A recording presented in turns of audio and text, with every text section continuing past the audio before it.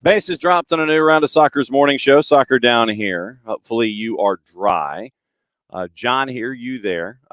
We got a lot to catch up on. Yesterday, obviously, we were down in Fayetteville for the groundbreaking for the Arthur M. Blank National Training Center for U.S. Soccer. Very, very cool stuff there, and seeing all of that come together. And if you missed it on YouTube, it is available, the half-hour special that we put together with Jason, with Maddie, with myself, and with Sophia Cupertino, and the interviews that we did, Stuart Sharp, and we get to catch up with a lot of different folks, and you get to watch that on our YouTube channel, and the audio for that will be rolling over later today, so you can listen to it on the app if you're just driving around, because I don't want you to sit there and look at your phone while you're driving and sit there and looking at the special. So if you just want to listen to it, then that'll be up later this afternoon, or this morning, early this afternoon, and that'll be up on the app as well. Morning, Alex. Welcome back. I guess it's more welcome back for me than it is for everybody else, but a lot to talk about this morning, and there's Atlanta United to talk about. There's Major League Soccer to talk about. There's angry people looking at Lionel Messi and having to issue apologies for how it was characterized. And we got, trust me, we got a lot of stuff to catch up on. There's a lot of Atlanta United that we hadn't gotten into from the matchup against NYC.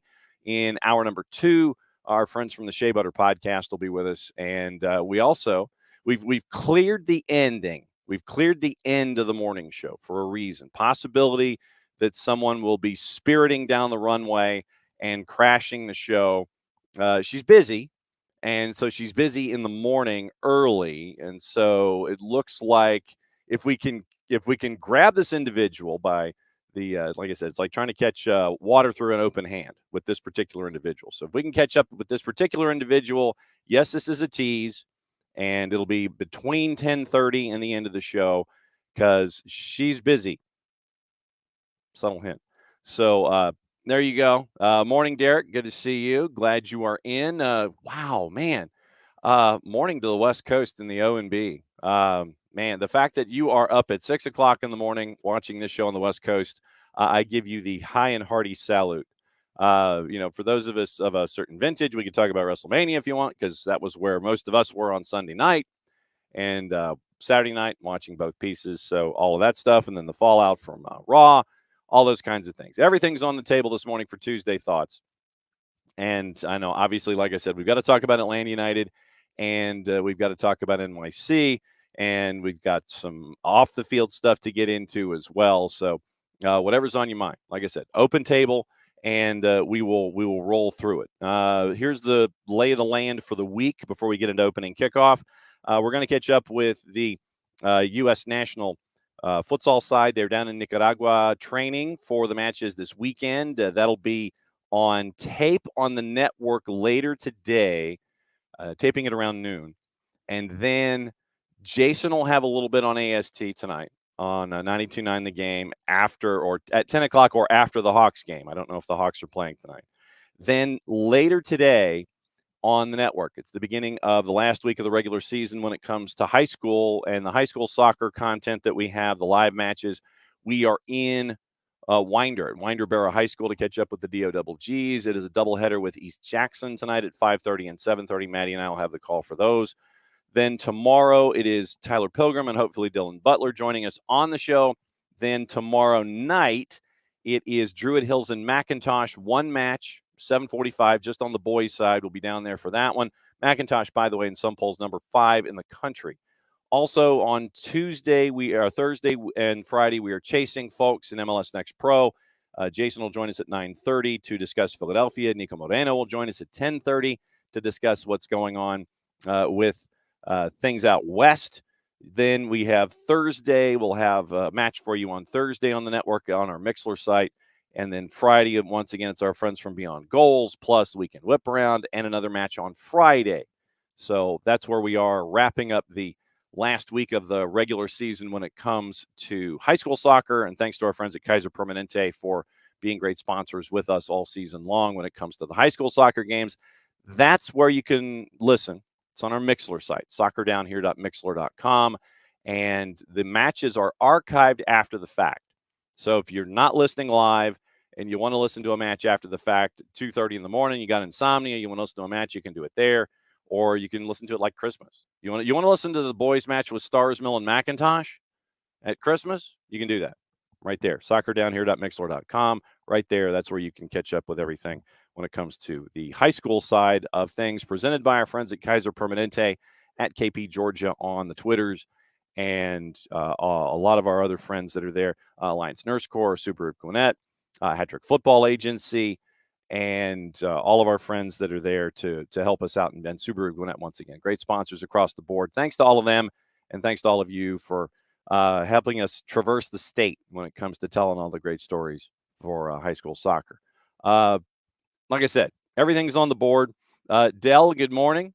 Battery tied Rhode Island in a rainstorm, and you've got Louisville tonight, Louisville and Charleston in the midweek. And hey, Dell, if you can just stay dry, that's my first request. Dell's going, so just stay dry. That's all I want. So have a good match, stay dry. We got Champions League to talk about today. Once again, we've got USL Championship, bunch of juice boxes, all the other stories, all that kind of stuff. All right, opening kickoff. Brought to us by our friends at Kickoff Coffee and kickoffcoffeeco.com. That's a bit of another tease to our possible guest at the tail end of the show this morning. That's your QR code for those of you who are watching on Twitch, and you click on that QR code. Then you go to our friends at Kickoff Coffee and kickoffcoffeeco.com. You want to kick off your day that way? That'd be fantastic. Use the code SoccerDownHere15. That'd be even more fantastic for you. You get to save money. Then use the code SoccerDownHere15. They, in turn, take 10% reinvested in youth games, youth initiatives. Very, very cool stuff from our friends at Kickoff Coffee and kickoffcoffeeco.com. All right, so this morning, let me backtrack a little bit.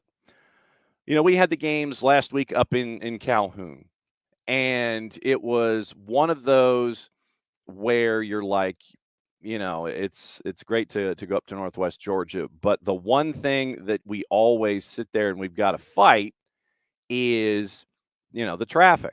And when you're leaving the northwest part of the world, you're leaving toward the northwest part of the world, and you're trying to get somewhere, that you've got to give yourself some extra time. You've got to give yourself some extra time. And so, I usually give myself maybe an additional 30 to 45 minutes of travel with the traffic. And, you're going, okay, we'll get there and everything will be fine. It didn't end up that way for me when I was traveling north last week. There were a lot of trucks, and there were a lot of trucks. And when we have all these 18-wheelers all over the place, you've got to kind of be careful. And I was as careful as it was. It took me literally to go from one end of the world to the other. It was supposed to take me an hour 20. Took me 2:10 both days because of 6 wrecks and a brush fire. And so you're going back roads, you're going all over the place and all this kind of stuff. So get back on the freeway about an hour and 30 minutes in, and I still had a long way to go to get there. And I literally got to the destination in Calhoun with about 25 minutes to go before air. You hear a noise when you're driving north, or just in general when you got a lot of traffic. You hear a noise, and your instinct is to turn and go to where the noise is. I turn after I hear the noise, and I see that my windshield is cracked. and it was really cracked, and it was over at the edge. The moment the impact from the rock or whatever it was on the edge of the windshield. So it started there, and it came in about a foot. I mean, it was a great shot. Whatever hit it from whatever truck kicked it up, it hit it the edge of the windshield, and it's about a foot across the center of the windshield. I mean, this is like dead center from passenger side flush, and it is about a foot inside.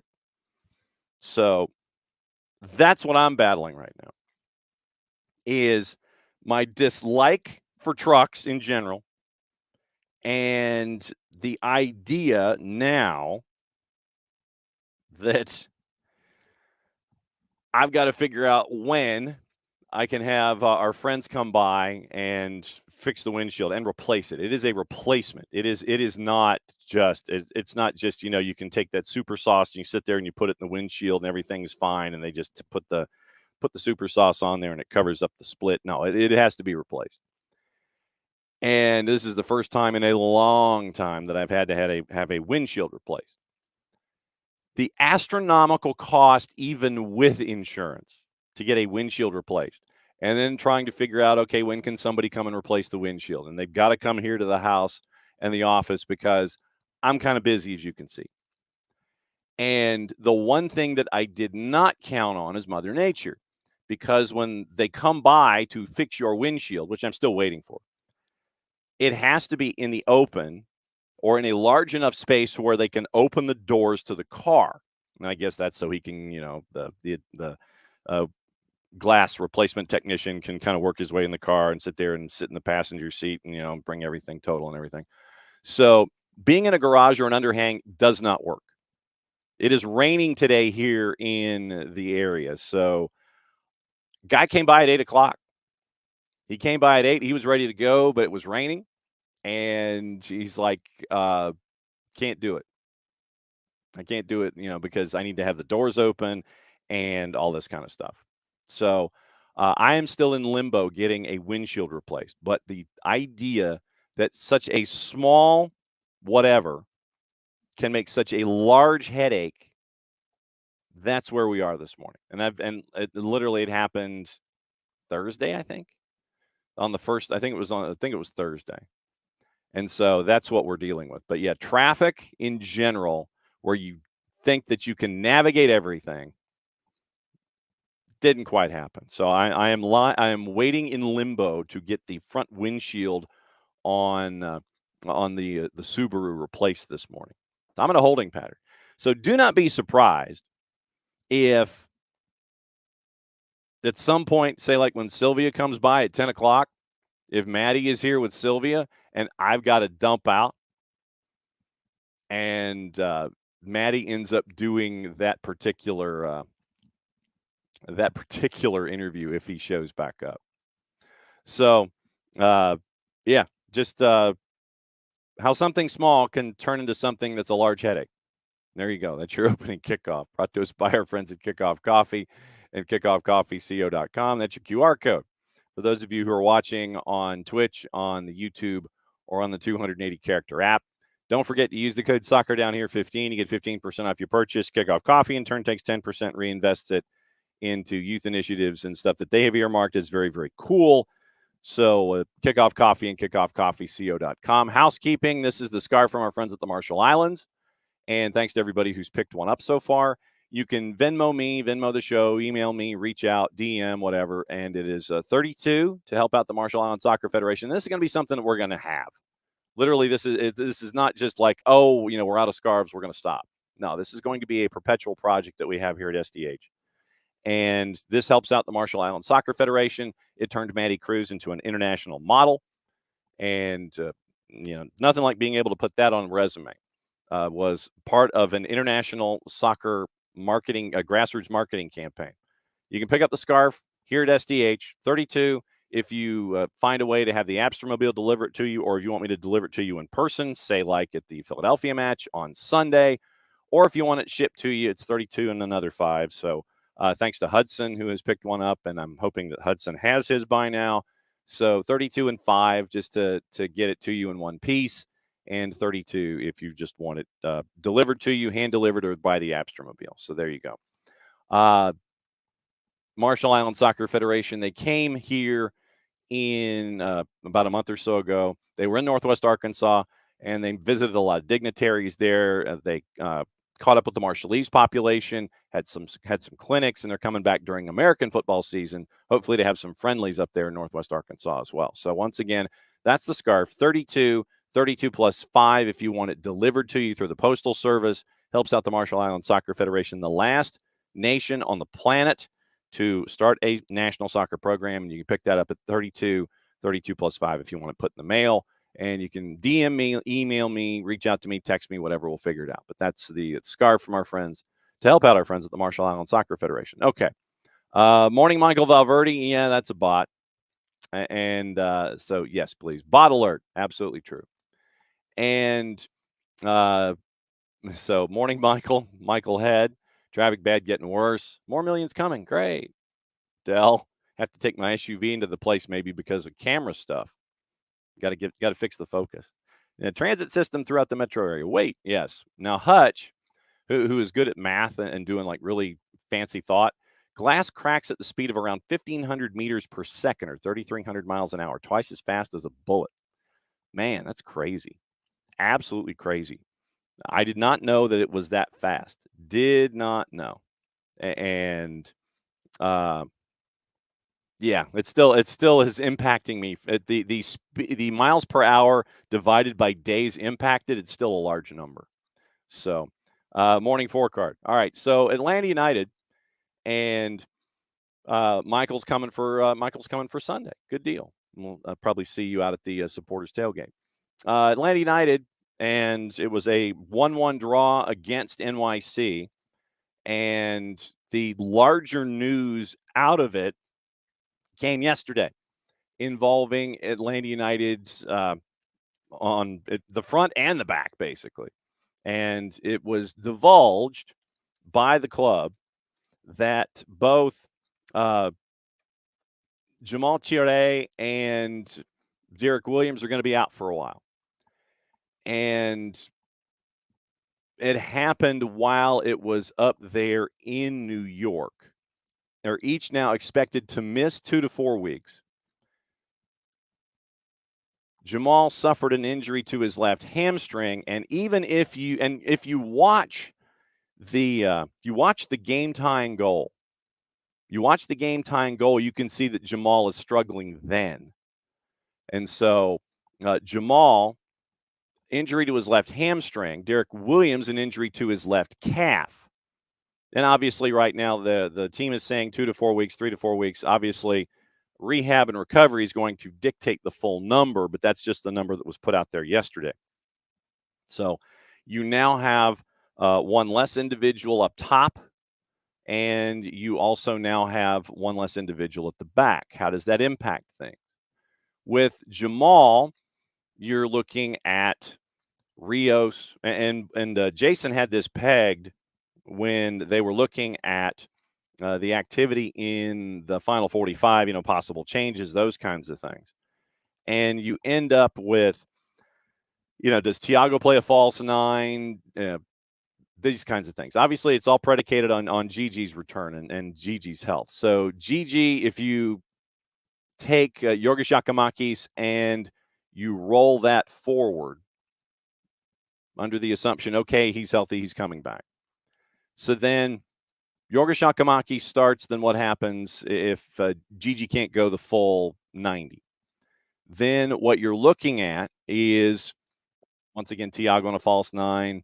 You're looking at Daniel Rios. You're looking at Nick Firmino, all these different kinds of things. Yeah, well, yeah, you do need a spreadsheet, Michael, to track all the injuries and figure out what's going on.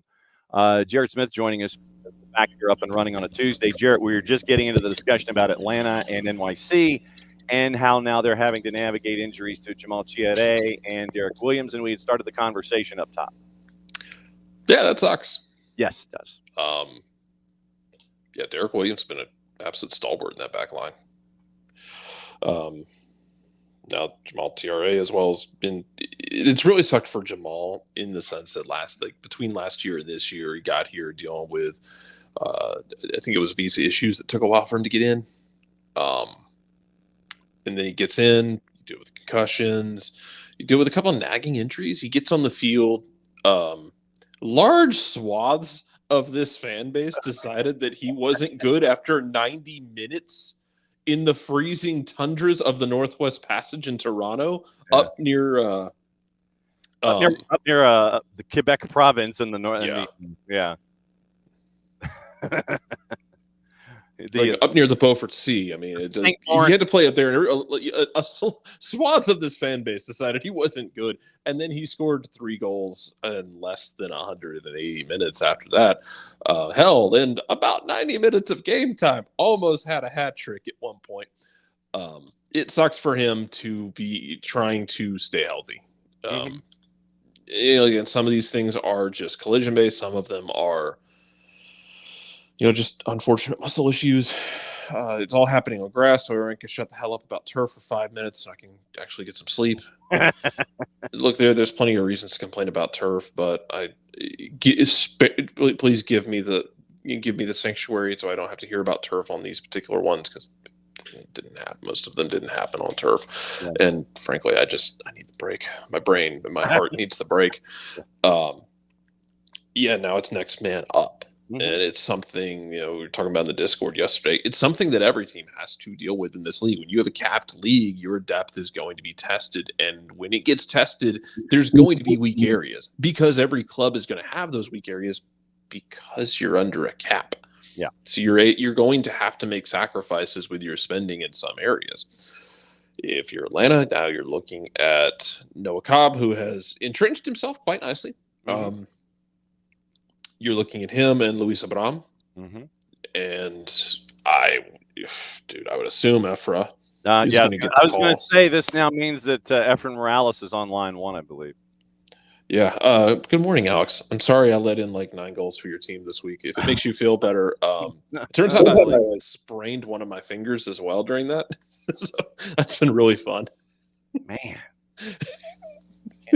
I was very bad. I made a couple of decent saves, and then I let through some balls that were embarrassing. I brought shame into my family name for a couple generations down the road here. But yeah, you're gonna. I did wear shoes, Dell. Actually, I made a couple saves with my feet, just basically trying to make myself big. But with those goals, if I lay down in that goal and stretch my hands up to the top of my head, I covered the entire goal mouth. Excellent. I don't know why it would make you feel better, Alex.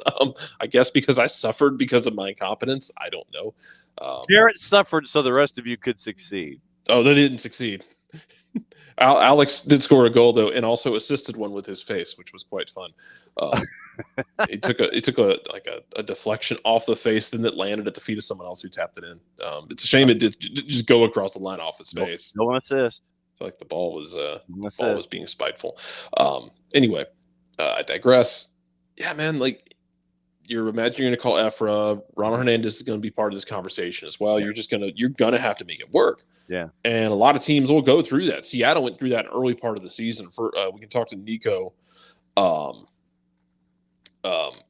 can talk to Nico about it tomorrow. No, Thursday. I don't know what day it is. Yeah. About all the injuries Seattle dealt with coming into the season. They're starting to get back to full health and starting to guys find their rhythm. Right. You have to make it work. Unfortunately, you have the last undefeated team in the league coming into town this week in Philadelphia. And look, undefeated has a different value to it. Don't know where Rich is this morning. Don't want to Beetlejuice Rich into existence. Well, you might. But undefeated has a different feel to it for Philadelphia this year, in the sense that what they did last weekend. It's a great win, and it's as damning for Nashville as it is a build up for Philadelphia. But we've had that Nashville conversation before. But they haven't been losing games. They've been whelming. They haven't been overwhelming. They've oftentimes had halves of the games where they're underwhelming, but they've righted the ship enough to not walk away with losses yet.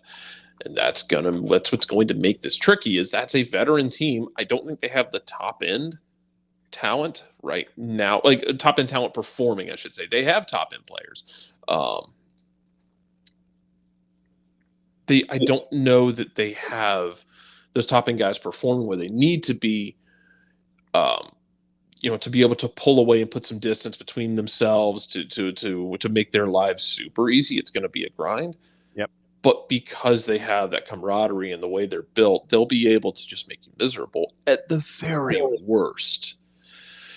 It's going to be a challenge, and every team's going to go through it. It seems like Stian Gregersson's working his way back to health, which is great. You don't know what Gigi's status is like this week. Hopefully he's able to go, because if he is, that'd be great. Because what you'd end up in that situation with is, hey, the defense is going to be a little bit, thin. So what do we need to do? We should probably score like 3 or 4 goals. Yes. At home to make sure that that's not going to be a problem. It would behoove you, if you're Atlanta, to go out there, put some balls in the back of the net, kind of stretch your feet out and feel better. But yeah, you're going to lean on the offense a lot in these situations, and you're probably going to give up goals in the process. And some of that's going to be the fact that Atlanta plays with a very aggressive style. They're going to want to play on the front foot. They're going to want to get bodies forward. It's going to be tough. You're going to have to see how the partnership develops with Abram and with Noah Cobb, and hopefully you get everybody back, because Gregersson's swagger, that quiet, nice Norwegian swagger, so commonly talked about outside of the lower 48 and Norway. I think it's been really important early in the season for that defense, and then Derek Williams, one of the best signings of the offseason. Look, full stop. It was complicated at the time when you went through this whole machinations, because you bring in Garrison Tubbs, you sell his rights for GAM, and then you're able to free up that money, make some signings, and one of those guys is Derek Williams. And look, it's been fantastic, and I'll tell you what, man, it's continued that we know there have been some high profile guys who haven't worked out here, but they have, over the years, they have nailed some of these interleague signings. Now, they've also missed on some, staring right in the face of Derek Etienne Jr., God bless him. Incredibly easy dude to root for. Very fun guy. It just hasn't worked. But you've also nailed a lot of these, interleague moves that you had to nail. And go back to Marcedic, who was here for a couple of years, Justin Miram back in the day, and now Derek Williams. You've gotten those right when you needed to, and I think Derek Williams has been more than we necessarily expected, because he just ran. It's not like Luis Abram straight up lost that job. No, I think Derek Williams just straight up went and just took it, like bopped him on the nose and took it away from him. Yeah, he hit him with the newspaper, and with Derek, what you get because of the injury to Stian Gregersson, Noah Cobb comes in.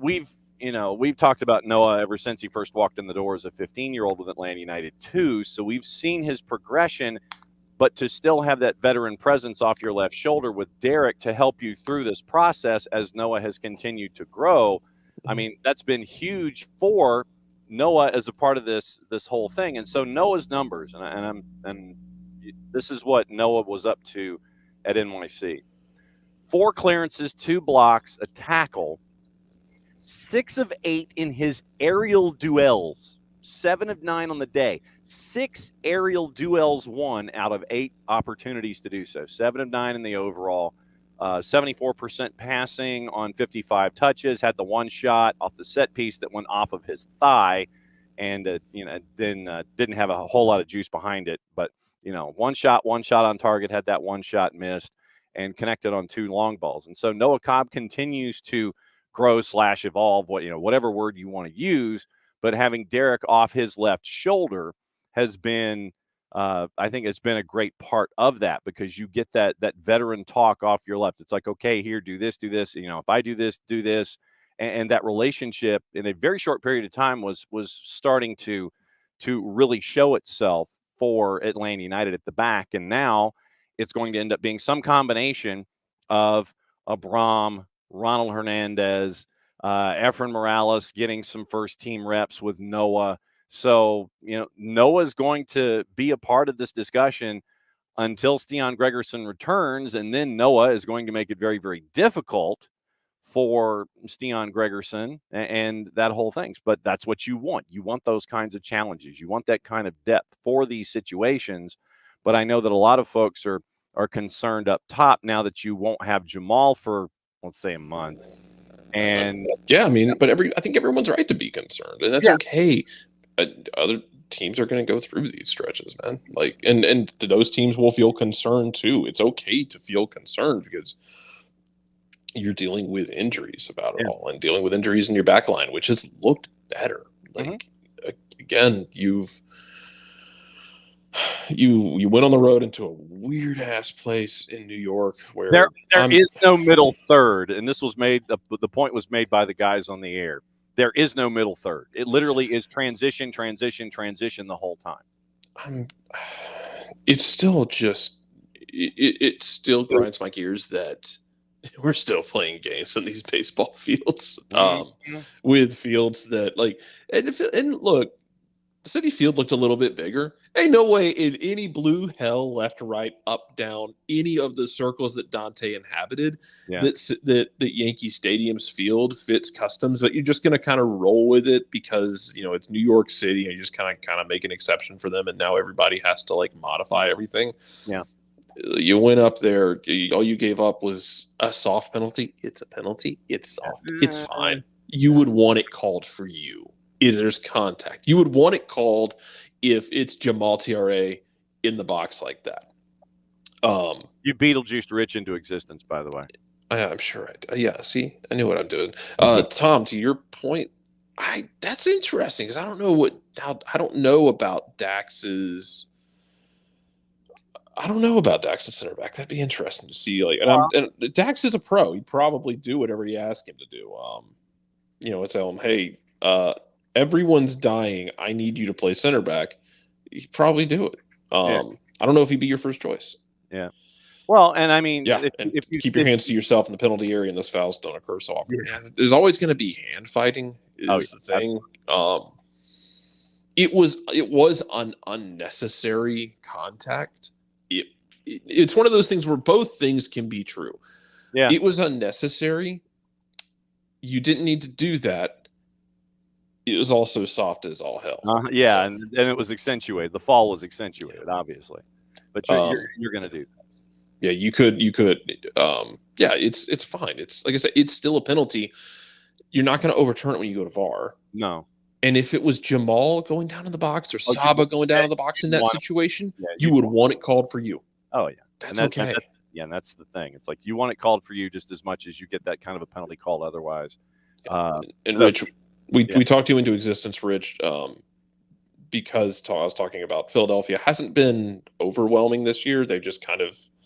You've been whelming. Yeah, they've been good. They haven't been like the juggernauts that I think we've been used to. But they do enough not to lose games. Yeah. They've had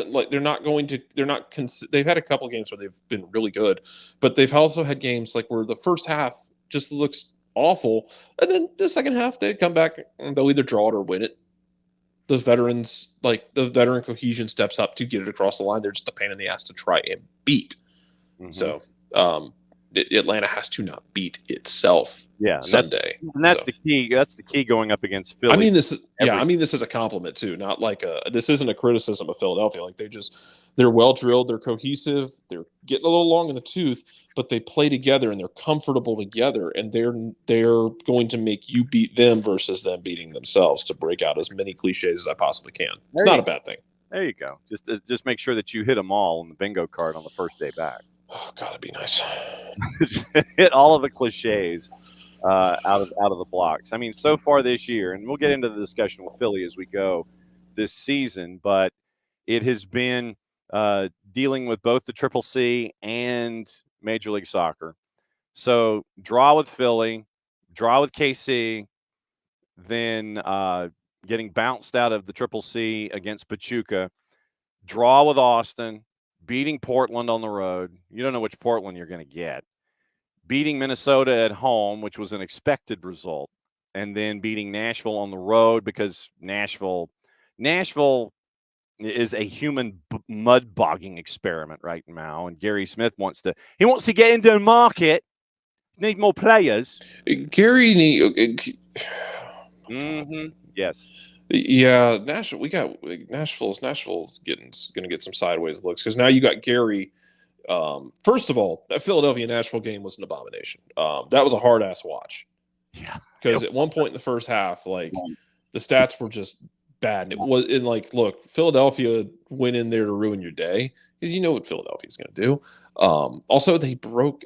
Curtin kind of got weird with it before he switched back to the trusty diamond, the 4-2-2, and scored 2 goals, including one in the 90th minute. But like Nashville's just, I don't know, man. Nashville got some. Yeah. Nashville got to have some conversations with Jesus before they figure out what they're going to do. Yeah, they do. They really do. So, I mean, that's what you're going up against with Philly. And like I said, obviously, as we get later in the week, we'll get into more about Philadelphia. But yeah, you're just going to skip over the Bruins from last season. So Rich comes in on Philly week. Rich comes in, and it is now trading haymakers in the Twitch. Now it's Philadelphia, New England haymaker trading season, and in my infinite suffering last year was on Broadway. We had gone to see the Atlanta Nashville game in Nashville with some friends, and I'd been dragged to Broadway that evening, which is something I'd never done before. So that was certainly something. So we were standing in one of the bars, and I was watching the end of the game, watching the Bruins and lose in the playoffs. And like, this is after greatest regular season. After just looking like unbeatable God Kings. Just being like, well, okay. Well, I guess it's like watching it like, oh, Boston's going to ruin this, aren't they? Yes, they are. Mm-hmm. Yes. Trying to figure out how it happened. Yes. I was like, how does this happen? Because it did not look like anybody could touch them.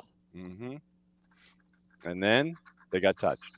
Just a quick reminder, top of the hour, Sylvia from Shea Butter is going to be joining us. We're going to talk about the WNT and She Believes, and we are holding the final half hour. We're going to dance around the news of the day and get you ready for what's going on. We are holding the final half hour for a possible special guest to come parachuting in, and looking forward to that possible special guest parachuting in if she can make it. So, yeah, Sylvia from Shea Butter is joining us at the top of the hour. We're going to talk US WNT and all those other kinds of things. So, but yeah, I mean, this is it's Michael Head. Jared, at least you didn't have a chair from 6 stories up land next to you. That's true. I was not. First of all, if you're on Broadway, head on a swivel all times. Yes. Head on a swivel all times. It is X, Y, and Z axis. It is not just 2 dimensions in front of you. Yeah, head on a swivel. You got people acting just the most foolish that they will ever fool in their entire full lives. Absolutely true. Please just head on a swivel at all times if you go there. Yes. Because, man, it's a lot. Place is a lot. Yeah. Once again, Atlanta's down. Jamal scores. You could tell that Jamal was really hurting when he scored. Mm-hmm. But I don't think we can put enough praise on the sightlines of Brad Guzan in that one. Well, yeah, Brad Guzan put it on a dime. And I'll put my hand up on this one. I was good with starting Tyler Wolff. Yeah. Because of Tyler's work rate and how technical he can be, and how good he can be in those tight areas finishing. I thought maybe you get something that falls to him and he can be clinical in that moment and put it away. Mm-hmm. Wasn't Tyler's night. No. And I was wrong on that. You end up going with Edwin Mosquera in the second half, and look, as good as Edwin Mosquera was in that second half, depending on his health coming back, you got to have some conversations about Shande looking over his shoulder for Edwin. Yeah. And not even like a matter of, Edwin's going to fill it. No. Edwin's pushing for the starting 11. And look, not every game's going to be a one where he can just stretch his legs out like that, but Jesus, he's fast. And he put that cross on an absolute plate. It's perfect. Mm-hmm. Edwin's doing everything you would ask of him. You didn't start that game when you could have started him. Cool, I'm going to come in the second half. Drop a first touch assist. Great. Yep. 1 assist, 22 touches for Edwin in 34 minutes. It was the one cross made it. 1 for 2 on his long balls, key pass, 1 shot blocked. Actually won a ground duel on the day, and it was fouled once and even had a clearance defensively. So that's what you were getting from Edwin. And everything for you to look at it and go, that man might be playing his way into starting. Mm-hmm. And not even just as a fill-in, but like when everybody's healthy. Yep. And then it's a matter of someone go take that job from him. Can you? You should try. Yeah. Tyler, for the record, 56 minutes, 69%, 11 of 16 in his passing on 29 touches, had 1 key pass, 1 long ball, 4 for 6 on his ground duels, and fouled twice, and had 2 tackles on the night. So that was what you were getting with Tyler off on the edge. Starting 11, once again, Jamal up top. It was Tyler and Saba on the wings, middle 3. And this goes back to the Dax McCarty discussion. Bart Sleesh, Tristan Muyumba, and Thiago Almada was your midfield. And then you had Caleb, Derek, Noah, and Brooks Lennon. Brooks Lennon punching a 7.5 on the night, according to our friends at SofaScore. And are you to the point where you could, have Dax as an option? And if you had him as a center back, I don't know. I'll look it up as we go. But if you had him as the 6th, then you're taking either Bart Sleesh or you're taking Bart Sleesh out of the equation. If you have him as the 6th, unless you're going to play a 4-4-2 and Dax drops back, and I don't know if necessarily that's what you're to that point yet, where you're going to sit there and change your 4-3-3 that we're used to seeing under Gonzalo Pineda. Yeah, I don't think you're going to change it right now. I think what you're going to end up doing is just sticking to what you know as much as you can and what you're comfortable in, and you adjust guys to fit it. But you're going to run out there and play what's going to be working best for you. And especially if you get GG back this week, then you're looking at it as a, hey, we'll fix the back line, but we got the attacking pieces back in place. Saba's been fantastic this year, early on in the season. Yakumakis is chasing a golden boot. Mm-hmm. Thiago Almada is an interesting discussion in the sense that, like, I know a lot of people have decided that that's their crusade this year. No, Thiago Almada is. Yeah, he drives people crazy. Yeah, I mean, Thiago Almada is underwhelming. I think personally, we're being a little reckless in the way we discuss this with him. Like, he wanted to move, so he's not trying, or his head's focused elsewhere, and he's thinking about Europe. We're not in the guy's head. We just make these wild swinging a claymore around blindly proclamations that we have no way to know if they're true or not. So maybe take about 10% off the top there. Mm-hmm. He hasn't locked into destroyer of worlds mode yet this year, though. And there's been some moments in the New York City game. There are moments where I want the ball off his foot faster, and it's like he's trying to pick out the perfect pass. Yeah. But there are also moments where you let him do that because he's going to hit balls in this league that no one else can. Correct. So you kind of have to take the good and the bad there. If you want him to be, almost clinically insane with his decision making, then you have to be willing to take that. Sometimes he might sit on the ball a little bit longer. He might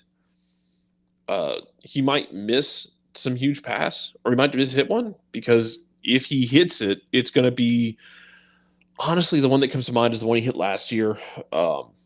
He hit a ball last year, like a long ass diagonal to Brooks Lennon down the right side, where there was nobody there defending it. And the reason there was no one there defending it is because there's 1 or 2 people in the league who can hit that ball. Yeah. He happens to be one of them. And you kind of dare him to hit that ball. And he did. Mm-hmm. And he hit it exactly where he wanted to. And then you tip your hat and you're just like, yep. Yeah. And then you get Brooks Lennon playing across the Yorgos, and he scores. he's going to try weird stuff. He's going to try and find the spectacular and try and find the unlocking ball. Even in his like games where you will feel frustrated, you will still get moments, like the last home win, where you trigger the second goal because it's a ball high in the air and in the middle third, surrounded by two guys. He takes an inch perfect touch on a ball falling out of the sky near terminal velocity, as much as a soccer ball can hit terminal velocity. He pulls it down perfectly, takes a great touch, and boom, you're off to the races. Mm-hmm. So even at his worst, he still is going to give you those moments of absolute brilliance. I say all this to say I'm not overly worried about him right now, because he will still give you those moments of greatness. And also, you don't have Destroyer of Worlds Thiago right now, and you're still scoring goals. Mm-hmm. Great. That is true. But yeah, you've got to, if you have someone that drives you clinically insane, you have to deal with the insanity. So, I mean, that's where you are. Yeah. And yeah, I mean, look, there's going to come a time probably where he's just going to like flip a switch and playtime's going to be over. Mm-hmm. And then he's going to have some absolutely absurd games. Yes. And when that happens, that's going to be fun. Yes. Until then, yeah. Like, yeah, are you going to be frustrated sometimes with games? It's entirely possible. Mm-hmm. It's also not the end of the world. It'll be all right. Yes. So, yeah, you'll still get some great moments out of him. Trying to figure out what are the best moments versus, what are the moments that we want him to do something different. Some of it's also a learning experience because he is still a kid. Yeah. I mean, he's still under 25. Announcer assignments came out for the weekend. Looks like Keith and Mo are going to be joining all of us in Atlanta on Sunday afternoon. And then the other assignments we'll go over as the week goes on. But it looks like Keith and Mo are going to visit this weekend for Philly and Atlanta. Once again, coming up in about 10 minutes, it is one half of Shea Butter, Southern Sylve. She's going to be joining us, and we're going to look at She Believes and anything else on her mind when it comes to women's soccer, the women's game, and looking forward to all of that. But yeah, I mean, right now you're in an interesting week, and trying to figure out, do you need to sacrifice the live chicken? Do you need to make Jobu happy? That is, I guess, where we are right now, Jarrett, when it comes to making sure that you've got a solid first choice starting 11, a first choice starting 11s, and we've got to figure out we got to figure out what Jobu needs to make sure that everything can be in one piece as we get to Atlanta United and Philly this upcoming weekend. Yeah, you got to figure it out, and that's why you're professionals. Is you got to figure out a way to make it happen. Mm-hmm. And it's going, like I said, this week's going to be tough. Philadelphia is always tough. It was always very stark last year when Philadelphia rolled in here, that game late in the season, and then you just smashed their face into the wall for 90 minutes. Yeah. It was very funny just because it hasn't happened in a long time. Yeah. But Philadelphia's not used to getting knocked around like that. They will take it personally. Yes. They will come in here. They will try and make you miserable. Yes. You have to play through it, and you have to take your chances when you get them, because with this attacking group, you will generate chances. There will be opportunities. So we'll see what it looks like. You got to be clinical about it too. You can't have all the shots wide of the mark and everything. So, so obviously as the week goes along, we'll be talking about, we got Tyler coming on tomorrow, Tyler Pilgrim from Scarves and Spikes at 9:15. He may still be marooned at home because apparently his car has decided that it has an emotional attachment to its mechanic as opposed to actually functioning for the Pilgrim family. So, that's what we got. Tyler tomorrow, maybe Dylan tomorrow, hopefully. Jason will join us Thursday. Nico joins us Thursday. Tracking down Roy Lassiter from Carolina Core to discuss MLS Next Pro. That hopefully will be later in the week as well, beyond goals, and we can whip around in addition to all the other high school stuff that we've got going on with Atlanta United. So that's where we are. It's going to be a tough one this weekend against an odd duck in the Philadelphia Union. So obviously we'll keep an eye on what's going on, with practice, and see what folks are tweeting out. See, I can't say that you're Xing something out. That just sounds so negative, because when you're giving information, that's not negative. But if you're on the 280 character app, I'm just going to say tweeting. I can't say that you're Xing something out. That just sounds like you're trying to eliminate information or conversation as opposed to actually giving it. So that's where it's so it's posting now, Hutch says. So you're posting on X. You're posting on X because the owner decided the letter X was the coolest thing in the world because he's still stuck in 1997 in a Pepsi commercial. Well, the only thing cool about the letter X is when it is preceded by the word degeneration. So that's that's just me anyway. Dell with our public service announcement about USL Championship, Charleston and Louisville on CBS Sports Network tonight at 7. If anyone wants to check it out, Aiden McFadden. We haven't had the chance to discuss Aiden McFadden. McFadden was loaned out, and he's heading that way. So he's a part of Danny Cruz in Louisville now, for the moment. He is a part of that project. Danny Cruz also manager. Keep your eye on if you want to be one of those people to like, hey, who's that USL manager who might make a jump sooner rather than later? Mm-hmm. Danny Cruz might be that guy. Mm-hmm. Aiden will be a good pickup for them. Aiden was good with the twos. He was good in Memphis last year. Yep. He'll be good with them. I'm wondering, I don't know. I haven't read the press release. I don't know if there's a buy clause in this. I wonder if there would be, if just for no other reason. I think Aiden is doing everything to prove he can play at that level. It's a matter of, does he want to go there and try and get consistent minutes to prove he can be at the next level elsewhere? Yeah. To find out that next step for him. Mm-hmm. By the way, if you haven't watched any of these games, you had the first one on CBS Sports this weekend. Great production. Absolutely great production. Like, great job, CBS. Great job, USL. That was an awesome production. I was nervous about it because we've seen like lower level stuff kind of get, not even necessarily the faults of the leagues at times, but we've seen lower level stuff get kind of, given like the second hand equipment coverage. The cookie cutter A plus B plus C. Yeah, like, hey, here's not even a 720p camera. Go figure it out. People are going to step on your frequencies. That's just life in a stadium. Yeah. But that was a great job from USL Championship and CBS. And that was very awesome to see. How that unfolded. I'm all here for a Ben Pierman, Danny Cruz fight if we want to have like a 5-knuckle shuffle between those. Oh wow! Philadelphia legend Danny Cruz, yes. Ben Pierman, who in his first year took a Charleston team that trigger warning for Dell, who when playing under Connor Casey was bad. They were everyone's get right game for a calendar year, and then Ben Pierman's like, hey, what if we just weren't bad? And took them to a final where they only lost because Rocco Rios Novo like lined up all of the rings and became Captain Planet for a shootout. Of course, so, that's the way that this goes. All right, so Jarrett, you get to go into the real world for a little bit. That's how this works. All right, so then we'll see if you come back at 10:30 and so. All right. We don't mention Casey. No, we all have those moments that we're ashamed of. It's okay. Yes, absolutely. It's okay. Mm-hmm. We'll all work through it together, bud. Yes. We all have those moments with managers that we don't want to talk about. Yes. It kind of blocks. And now you have Ben Pierman. Yes. And it's going to be okay. Yeah, it's going to be all right. So if Jarrett can join us in the final half hour, he will. We'll see you in a bit. So there goes Jarrett with the Irish goodbye. And he's real good at that. He just disappears. And so now that I've tried to filibuster as much as I can till 10 o'clock. We're starting hour number 2. And this is cool because we now have another guest debut.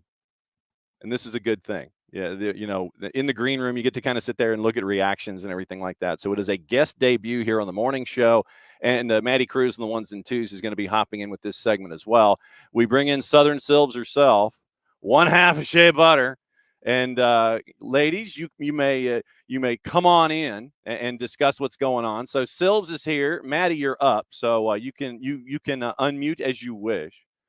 And Silves, wow, now I know why you were Stingy. freeze. Turn your head. Wow. Here we go. Close the door and turn your head. Wow. Wow, man. Maddie, fix your wind. I'm going to talk to Sills for a minute. Whoa, wait, what happened? You were in the wind. I'm hearing wind in your background. Oh goodness, I'm so sorry. I don't know how that happened. So roll up your window and close your door. Get back in your car. I apologize. I'm here. Everything's all good. Well, there we go. Okay. Doors have been closed. Maddie is functional. Silves, thanks for hanging out with us and welcome to the morning show. Thank you for having me. I appreciate the introductions. Always nicer than I am to myself. So it's great. It's all good. So Southern Silves on the Twitters, and it is part of the @Shea Butter FC and the Shea Butter podcast. So what I'm going to do, I am a chivalrous person. I know Silves has never met me, and she's like, I don't know this guy from Adam's house yet.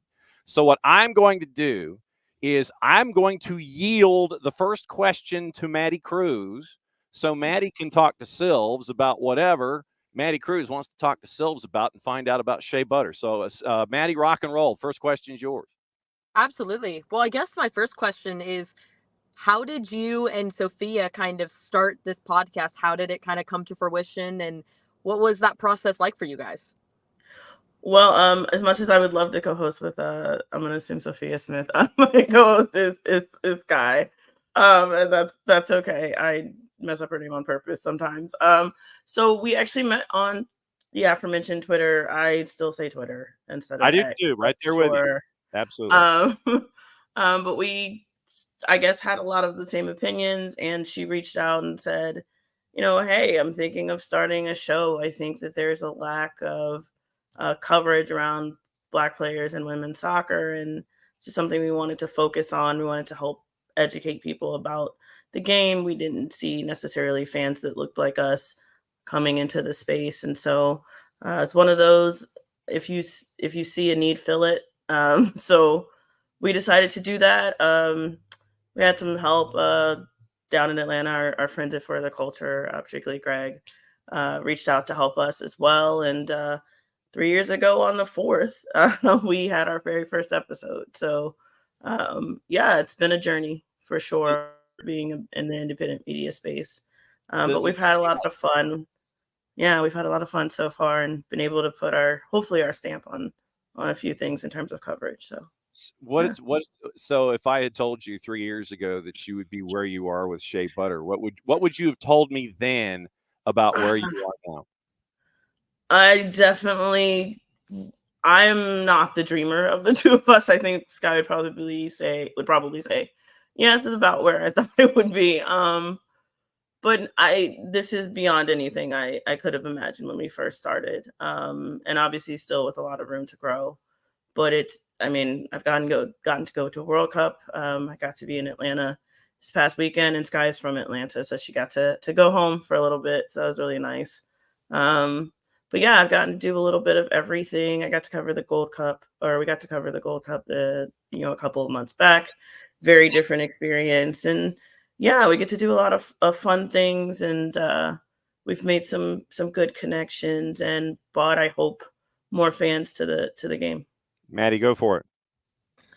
Yeah, I think it's just what you guys are doing is so great. I think especially for women, especially like women's sports in general. I feel like it's an area of like media that doesn't get covered a lot, which is unfortunate but now I feel like it's growing so much, especially with everything with the She Believes Cup and everything like that. So I think from where you guys were 3 years ago and looking at it now, how have you seen the space kind of develop and grow and be a little bit more open?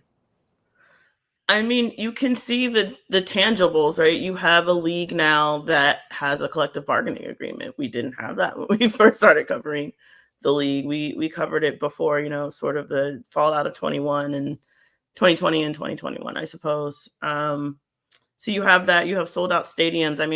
I'm a Reign fan.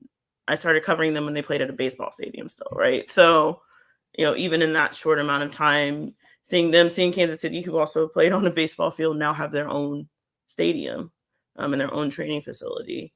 And just the eyeballs that are on it, the new TV deal right now, it's a game on ESPN every week during the season. And You have Amazon and all of these larger TV partners coming in, players making record-breaking money. Right? You just had, I think, Sophia Smith renew, and it's making her the highest annual paid player. So that's shifted 3 or 4 or 5 times in the off season. So it's really, I think, where we thought it could always be, again, with room still to grow. I think you also look at like women's college basketball, women's basketball in general, just the women's sports space.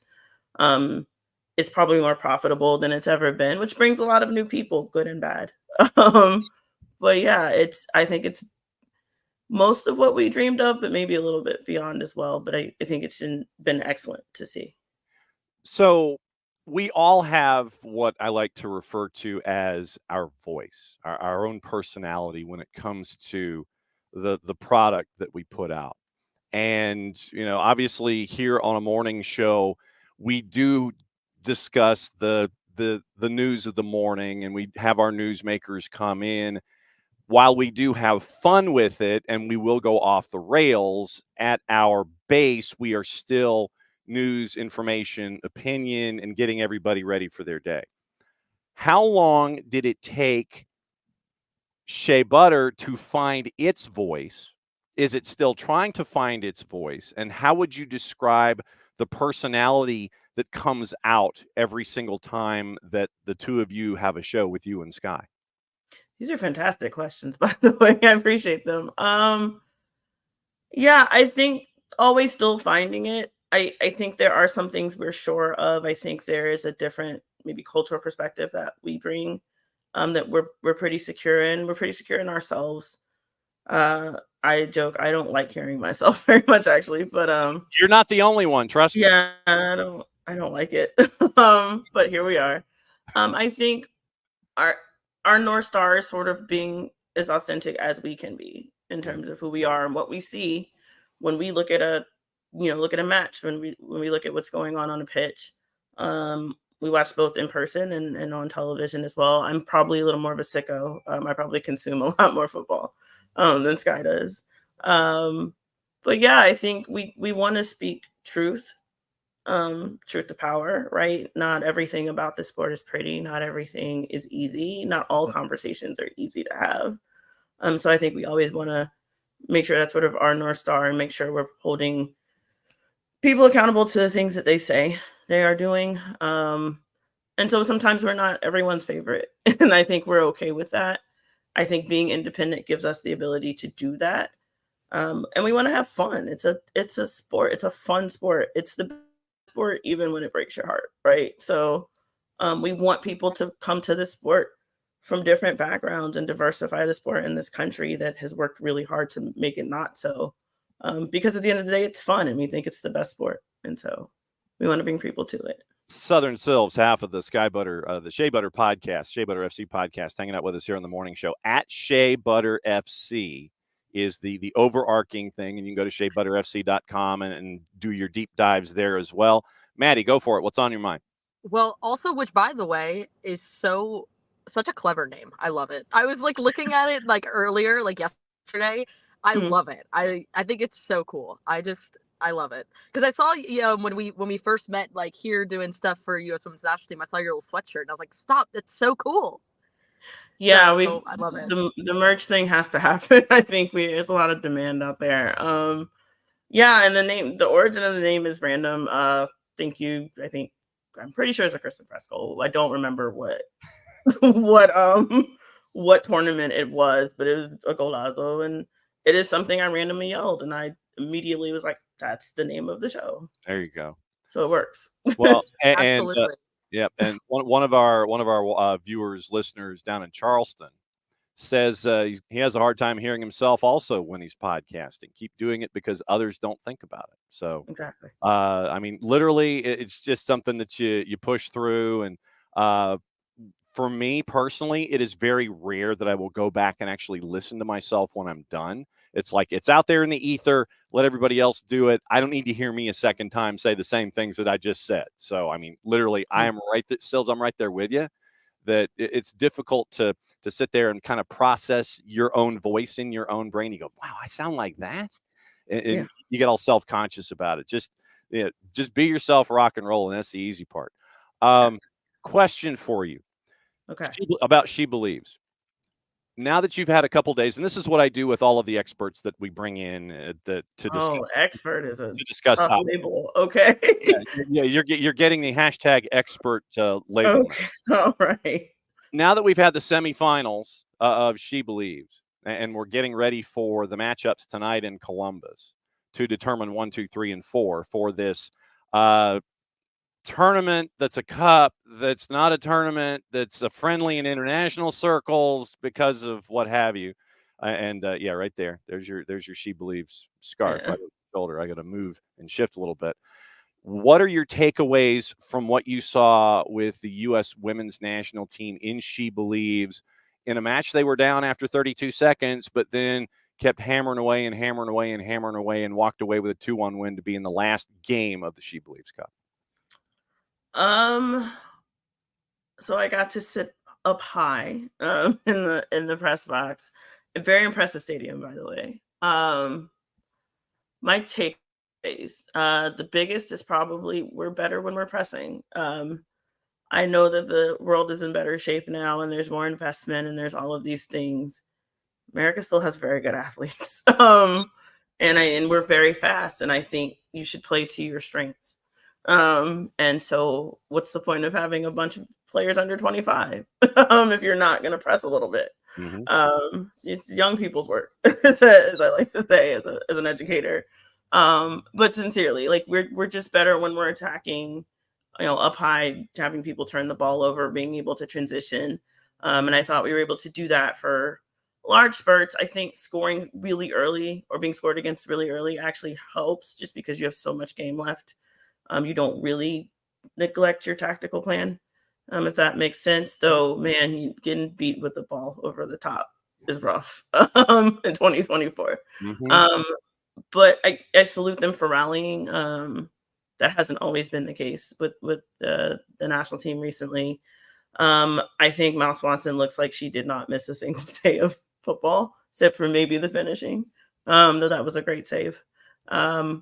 I mean, Jaden Shaw's 19. I think without Jaden Shaw, we probably lose a lot of these games that we're winning. She's just an incredibly efficient goal scorer and just incredibly intelligent. She knows where to be. I think being able to play in that 10 role this past game, probably necessitated by the fact that Mal was back, puts her at the top of the box to receive that ball.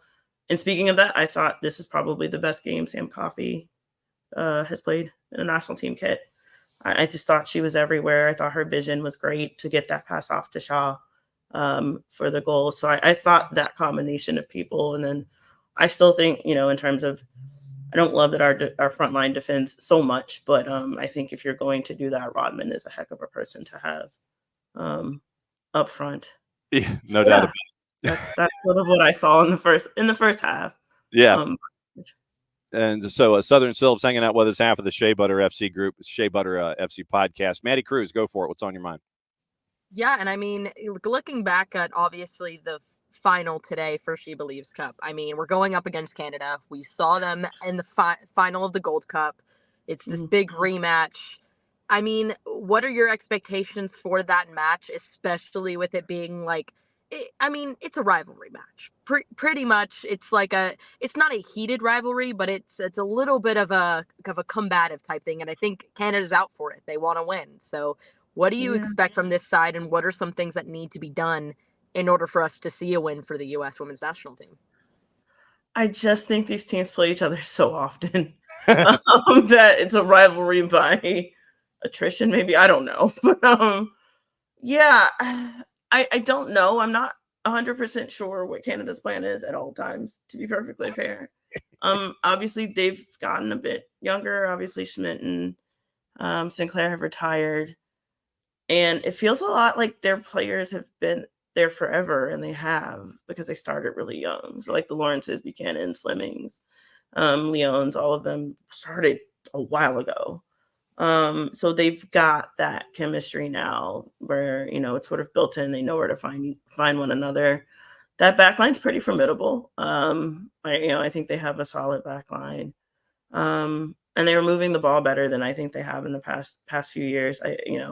Jokingly with one of our friends, Andre from Diaspora, Supper ball is what we said Canada used to play, and it doesn't seem like they play that much anymore. They still have one of the best goalkeepers in the world, so scoring on them is always going to be a tough task. And then for the U.S., I think still pressing. Like I said, that's a pretty formidable back line, so I don't know how many balls over the top you're going to get. I think possession would always help. I think Brazil at times is able to move the ball against them fairly well. So yeah, maybe we'll end up baiting each other into penalties. That seems to be the MO right now. So you think that this is going to be another exercise in pulling the collective hair out for fans of the women's national team? It's going to take a while, is what you're saying. Yeah, I think it'll be, sort of a slow burn of a match. These teams are so familiar with one another. Some of them play together for club. Right, I think you have like Chelsea, Lyon, and maybe a couple other NWSL clubs in there. So there's a deep sense of familiarity between these two teams, and so yeah, not a Pacific Ocean game for them this time, as I said. So the last time they played a game would have been a really kind word for whatever that was that happened. But yes, yeah, and I think maybe Canada would like to exact some revenge, and this has a chance to go to penalties. So buckle up is what I would say. Yeah, another couple of minutes here with Southern Cells and Shea Butter. Maddie, go for it. Well, I would also like to say in that Gold Cup match, Jaden Shaw and Sophia Smith scored in that match for us. So maybe we'll see both of them go crazy in this match as well, which I think is very likely, especially with Jaden Shaw, who is absolutely phenomenal. I mean, I still think about her strike in the She Believes Cup like daily. It's ingrained in my, especially when the Bens posted the sky view of the goal. I was waiting for it to come out, and it did, and I was so happy when it did. Thank you, Mercedes-Benz Stadium. Yeah, that camera angle is sick. Like, I really enjoyed that, and I thought Shaw was great, and I honestly thought Sophia Smith was the unsung hero of that game. She just came in like a bat out of hell. She was like, "Oh, we're winning this game on my shoulders today," and drew that penalty. So she was running up that right side like it was nobody's business. I mean, she was beating defenders left and right. I mean, she drew the penalty, obviously. I completely agree with you. I mean, she has become slowly one of my favorite. I think me and you talked about this when we were waiting for her. She's like, I've loved seeing her grow as she's been a part of this team, and I think she really is going to be such a huge breakout star as she continues. And I listen, there's nothing about her personality that says she would love coming off the bench, but I do think that there is merit to that sort of super sub role. It's a very different way of playing football. I've heard some of the more famous super subs sort of talk about that mentality, being able to come in, which position, do you prefer coming in off the bench or starting, and the pros and cons of that. So you can score goals. It doesn't really matter at the end of the day. So no doubt about it. All right. So cut the promo for me about everything Shea Butter. Let everybody know what's going on with you and Sky, how they can listen, where they can go, all the facts that folks need to know to catch up with you guys on a daily basis, and where they can find you, where they can find your opinions. Lay it all out for everybody. Sure. So you can listen to us wherever you listen to podcasts. We usually try to post an episode a week. Life gets in the way. Sometimes we both have other jobs. I would love to get paid to cover this sport full time, but right now that's not the case. But you can find us on socials at Shea Butter. It's usually Twitter, Shea Butter FC, Twitter, Instagram. I think there's a TikTok. If you just click on our link tree, you can also find all of our social media as well as our website, which is sheabutterfc.com. That will take you to all of our pages as well. And we have special episodes. We usually throw in some player interviews with fans, with front office people, coaches. So really trying to round that out, do community events, particularly around sort of holidays and other theme nights. And I will be at TST this June. So I'm really excited about that as well. Yeah. Okay. So that's going to be super exciting. So you're telling me that Shea Butter's putting a team together and they're going to be in TST? Is that what you're saying? No, I wish that money would be very nice. I don't think my knee would like it very much. But I would play some defense though. There you go. I like defending. I am right there with you. Thanks a lot for hanging out with us. I know that, once again, the real world intervenes every once in a while, but thanks for all that you guys do in elevating the game. And thanks for everything that you guys have been doing over the last couple of years as you're finding your voice and letting your voice be heard when it comes to everything that is on your mind on a weekly basis, daily basis on the web and on social media. Silves, thanks for coming on with us and letting everybody know about Shea Butter and Shea Butter FC. Thank you for having me. That's right. So it's Southern Silves on the Twitters. And it's Maddie, it was really cool before I let you go and get back to what's going on up at a very wet Children's Healthcare of Atlanta training ground. So really cool. How did this connection happen with Sky and Sylvia and Shea Butter? How did this come to pass?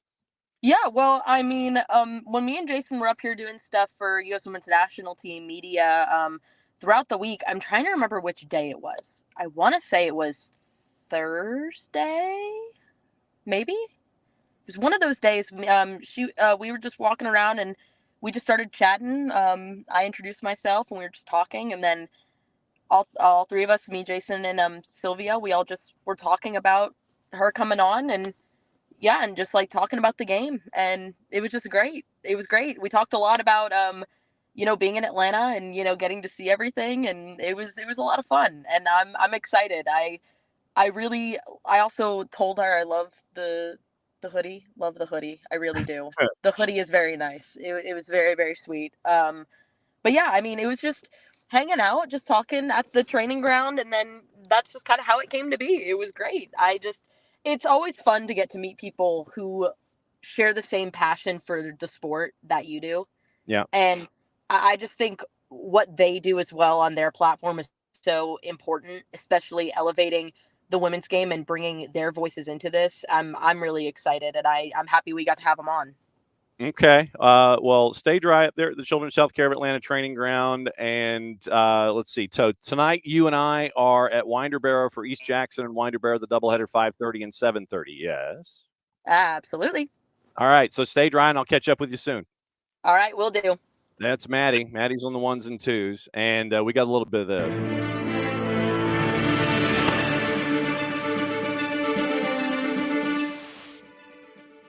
And we'll try to get to the bottom of it. But right now, and Will gets the heads up on this one, Ben Wright lets us know, and Ben is at Broadway Sports Media, Huntsville FC and Jack Collison. Jack Collison has departed Hunt City with immediate effect. This is Ben Wright's words. The club announced this morning assistant coach Christoph Berra will take over as interim head coach for the rest of the 2024 MLS Next Pro season. And Ben says it's stunning news from Nashville SC's affiliate. So Jack Collison and Hunt City are going their separate ways. Don't know any real background as of yet. I'm trying to see if I ended up with any kind of notice in my my inbox, but wow, that was what we refer to as unexpected on a Monday. So Jack Collison and Hunt City, Jack, once again, friend of the network, friend of the show, and Hunt City have separated, and very, very interesting out of Huntsville. No idea as the why.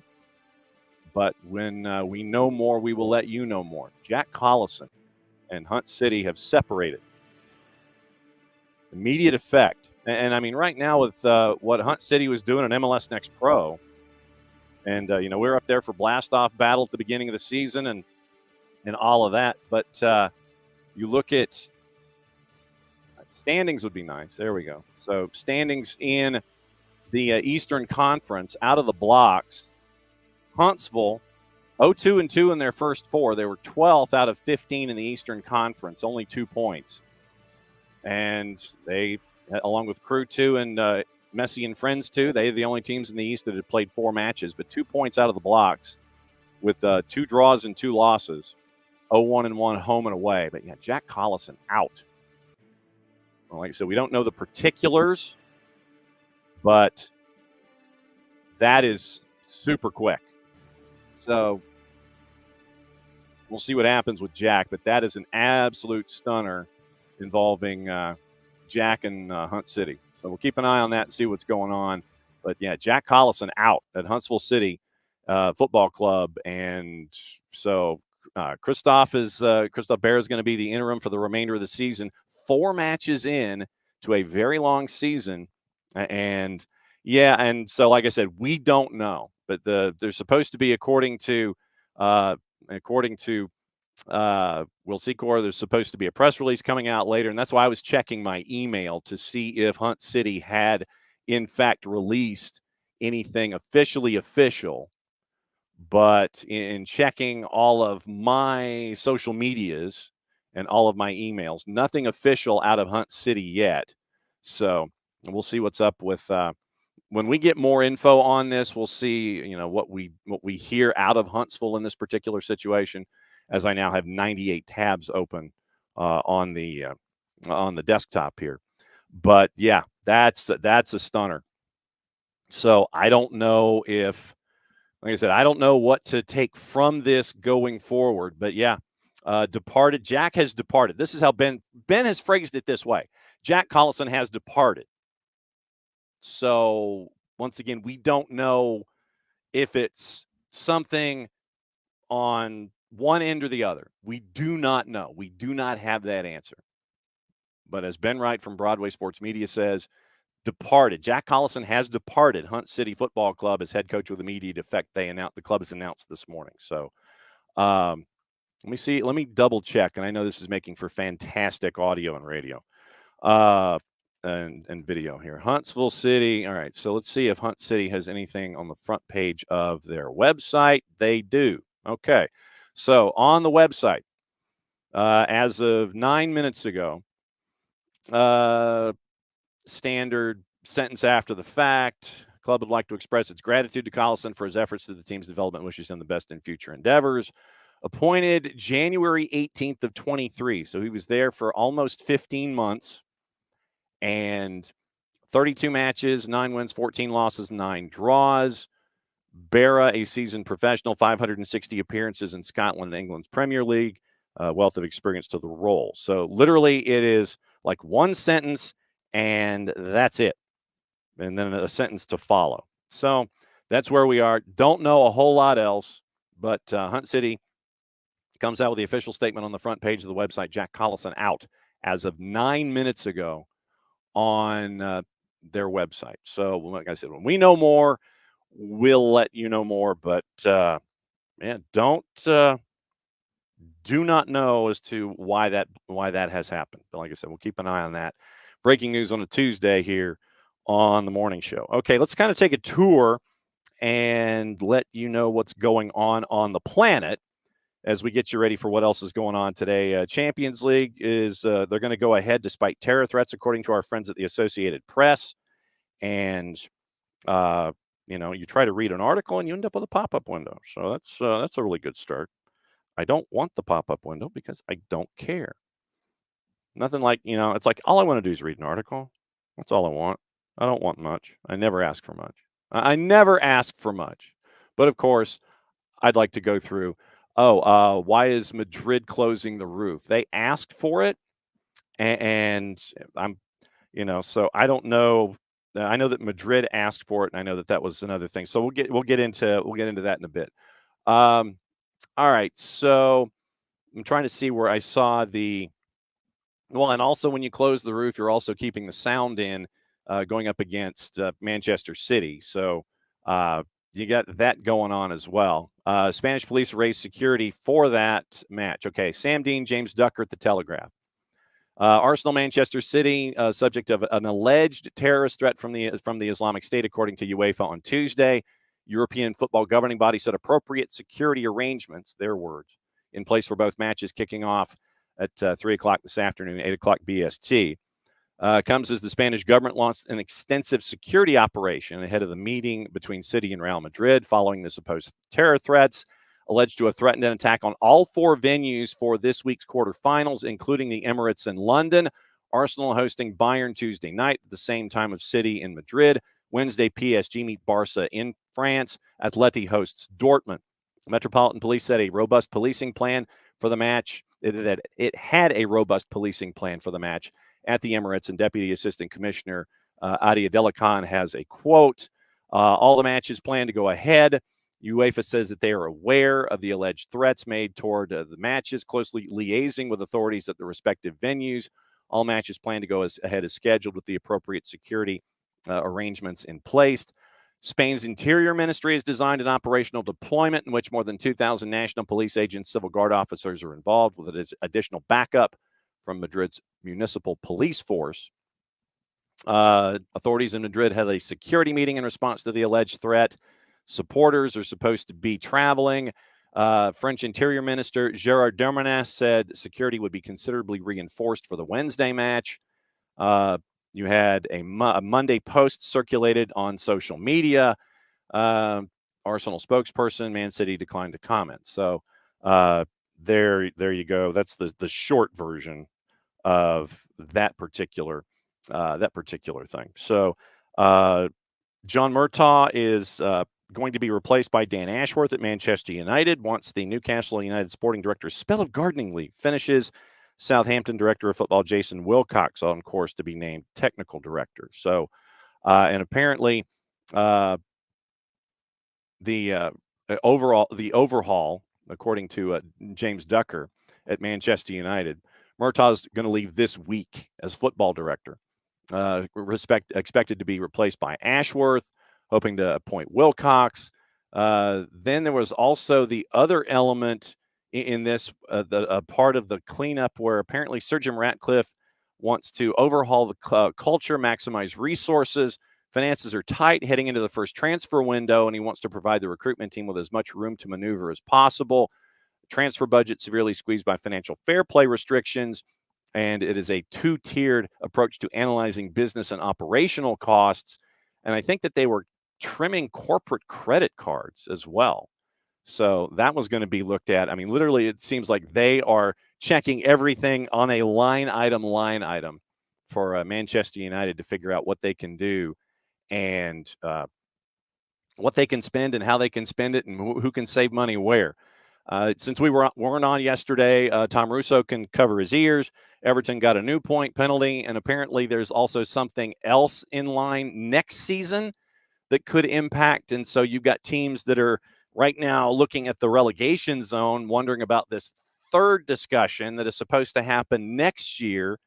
And the teams in the teams that are in the relegation discussion going, okay, if Everton gets a third deduction, then what the heck's going on? Chris Bascom says you get the 2-point sanction on Monday, and it was for a breach of PSR.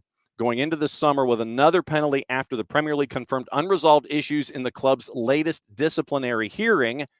And this is a written explanation. Independent commission revealed they were delaying judgment on a key facet of the case related to breaches up to June 2023.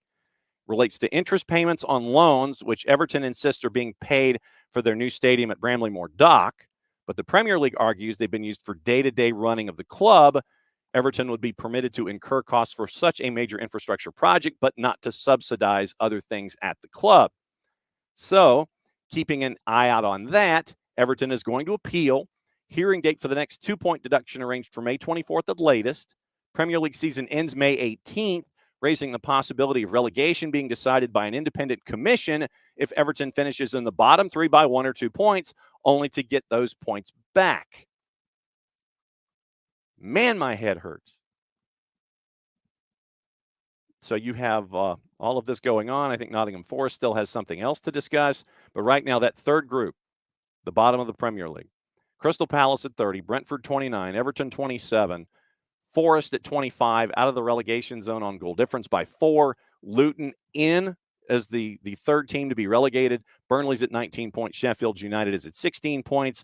So you could end up with another Forest discussion. Now it's in their own hands, meaning Everton over the next seven matches to go. So how about some chaos involving what you can and can't see involving the Premier League as we continue to go forward? So you got all that going on. Forest need to play Reina. Well, but that's the thing. Unc, we did, but we can roll back a little bit. We can discuss that. So, yeah, you look at Gio Reyna, but the thing is, you look at the number of minutes that Gio Reyna is playing with Nottingham Forest, and you see the number of minutes that he's playing and his integral part of what we're seeing with the U.S. men's national team. There's got to be something that's going on. There literally has got to be something going on. And so, what's the difference? What is the difference? And that's what you're staring at. So, Real Madrid, they want to close the roof at the Bernabeu. And I think the idea literally was, with that retractable roof, allow for a better atmosphere. So literally that's what it is. You want to keep the sound in, and that's what you're looking at for Real Madrid. I mean, traditionally, I know that we look at the Bernabeu and we're like, yeah, it's the Bernabeu. But if you've got that retractable roof, the sound stays in, it gets loud, cauldron, all those kinds of things. But with Will Steele and Glassy is still at Memphis. Yes. Yeah. But the thing with Gio Reyna and Nottingham Forest, obviously Nuno, and the thing is the agent, Gio Reyna changes his agent. The agent tells Forest and Evangelinas Marinakis, who's his buddy, and they've stacked teams together. Here's Gio Reyna, you need to have him. And so Nuno basically takes him because the owner and Reyna's agent are buddies, and they've stacked clubs together that Marinakis owns. And if Nuno is like, what does this guy do for me? Then if Nuno is seeing something in the day-to-day, he doesn't fit or whatever Nuno's rationality is, that it ain't happening. But nationally, Gio Reyna, Greg Berhalter, you see what Gio Reyna can do.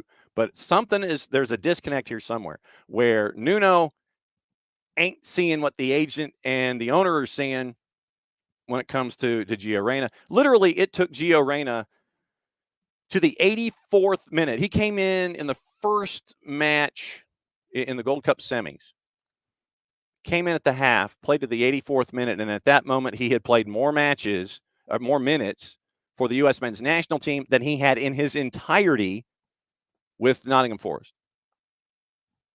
So there's something that there's a disconnect here. Nuno, may think Gio Reyna doesn't fit, those kinds of things. That's what you're staring at, I think, with Nottingham Forest. Nottingham Forest got their own problems, with or without playing Gio Reyna. But if it gets to that point, maybe you do. Dell, with Everton playing 3 or 4 teams below him in the remaining games, it's going to be interesting. Yes, that is absolutely true. Ronaldo's red card. Now, Ronaldo apparently went nuts. Ronaldo apparently had a nutty of massive proportions, and he raised his fist at the ref. So he elbows Ali Al-Bulayi, sent off late as they lose to Al Hilal in the Saudi Super Cup semi. So shown a straight red 4 minutes from time for elbowing Al-Bulayi when the side were down 2-0. You get a coming together. Kalidou Koulibaly steps in before he was pushed. Laporte tries to calm the situation down. Footage apparently shows Ronaldo raising his fist in the direction of the referee after a red card was branded. Ronaldo exited the field apparently to sarcastically clap the crowd. And this is the wording from the Telegraph.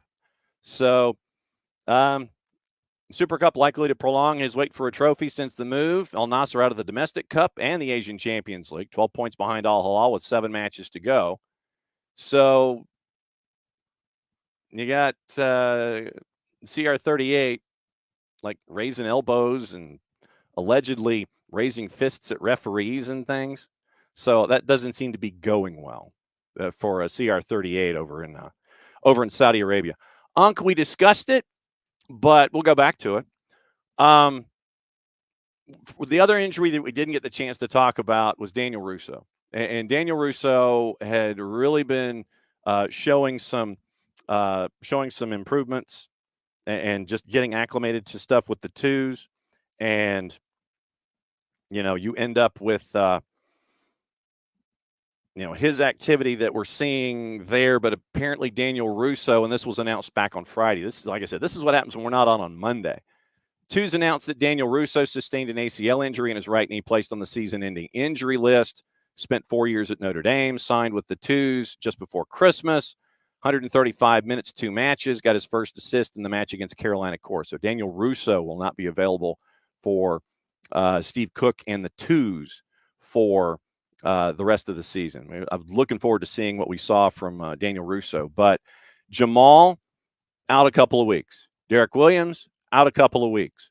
And it's going to create decisions for, in the day-to-day when you're going to be analyzing and looking at what Gonzalo Pineda is staring at. You've got Abram, Hernandez, Cobb on the, hopefully Steon Gregerson on the men, so he's not out for another couple of weeks. He should be out. He's in the weight of recovery. Don't know the timetable. So Gregerson hopefully working his way back in. Currently, Cobb, Hernandez, Abram, and Efren Morales probably going to be getting a big look for first team. So we'll be keeping an eye.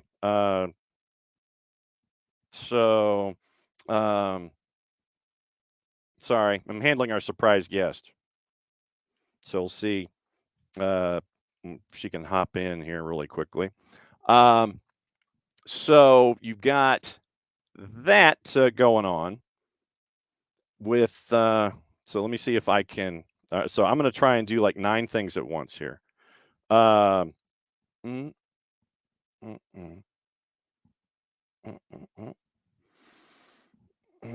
see. Okay, so there we go. All right, so we're going to have our surprise guest, but at the back, it's going to be Efren Morales getting some minutes with the first team and practice more than normal. Abram, Hernandez pairing with Noah Cobb. Up front with Jamal Tiare, you're wondering about the health of Gigi Yorgos-Akamakis, and you're also looking at Daniel Rios, wondering what his health is. Does Firmino play the 9? Does Thiago Almada play a false 9? When you're looking at possible health issues. So we are. So those are the questions when you're looking at Atlanta United. Yes, like the Hutch looking at the video, like the Red Fox punch windup. So yes, our surprise guest is coming in the next couple of minutes, and we're going to discuss things. So Jarrett's back in, and the news that Jack Collison and Huntsville City have separated with immediate effect. Jack Collison departs this morning. Wait, what? Yeah. Jack Collison has departed Huntsville City Football Club as head coach with immediate effect. Club announced this morning, and it was at 10:17, so it's happened in the last 25 minutes. We do have our surprise in just a little bit. Okay. Yeah. So, like I said, don't know the why, don't know what happened, and so it's just surprising. It's all. Yeah. So, like I said, I have no answers. 4 matches in, 2 points, 0-1-1 home and a road. It was Thiago playing a bit of a false 9. He wants to know when TRA went off last week, was it Etienne or Mosqueda? Mosqueda was on the wing. Etienne was on the wing. Thiago was more of a false 9 is what they were looking at. So you can look at, Rios getting healthier. You're ending up with all of these other elements that could be attached to a 9. But yeah, Gigi healthy. Don't know the health of Rios and his recovery right now. But you got Thiago at a false 9, Firmino playing in, all these kinds of things. Okay. Now that we've discussed a lot of stuff, we have, I would play a trumpet fanfare if I had a trumpet fanfare, but it is time to go to, I believe, Columbus, Ohio. And if I had a drum roll, I would do a drum roll. But we are joined for the first time ever here on the program by the star of Stage, Screen, and WBD Sports. We're bringing in Melissa Ortiz. What's up, dog? Melissa, it is John and Jarrett. Thanks for coming on the morning show. You've made it through your morning shoot. I did. I'm still sweaty. I'm in my workout clothes. Did a workout with Julie Foudy this morning. Oh. We also shot stuff with U.S. Soccer, so cool content coming soon. But yeah, here we are, ready, excited to take the day because today's a big day, the final of She Believes Cup. Yep, and so we'll discuss this. Since you've already gone ahead and breached the topic, who won the workout, you or Foudy? You can't. I'm gonna say Foudy. She's what? The GOAT. She's the GOAT. Okay. All right. It was good. We did a strength workout. a 20-minute strength workout in the gym, some weights, and then we did a 20-minute run afterwards too.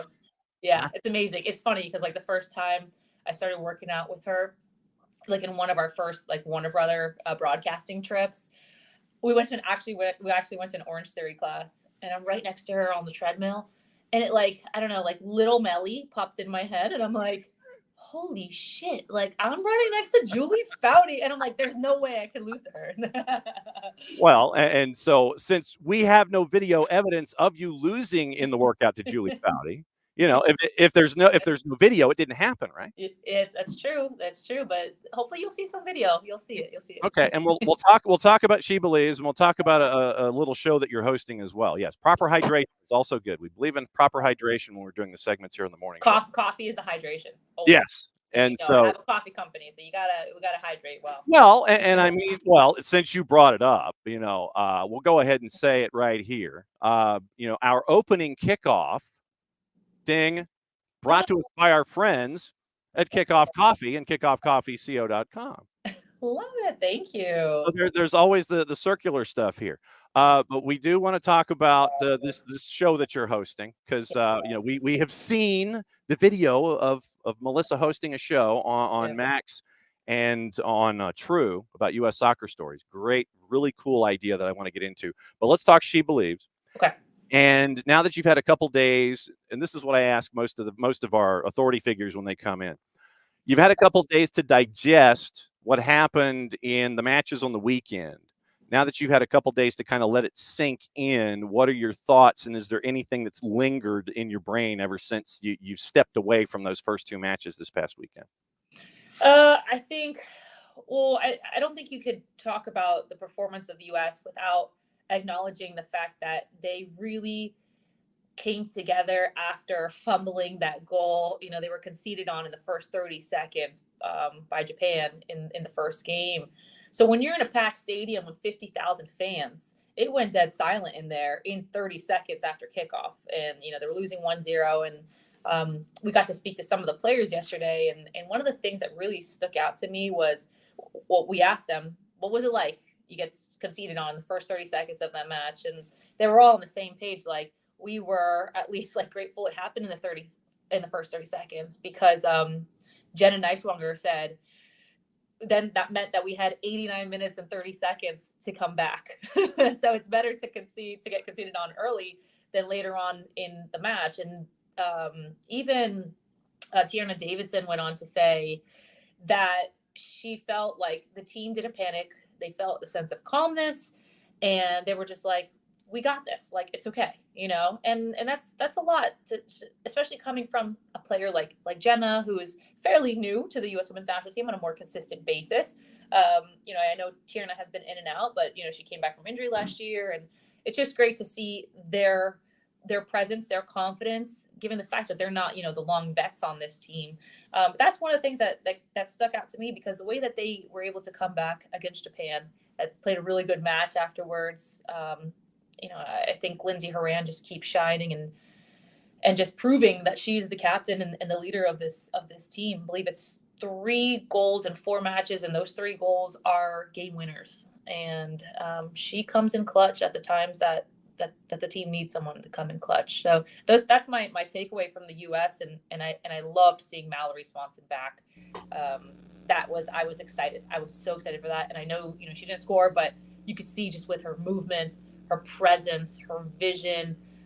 She was much missed last year, but I could so see her just doing incredible things this year and hopefully at the Olympics. Jared Smith from Melissa Ortiz, go.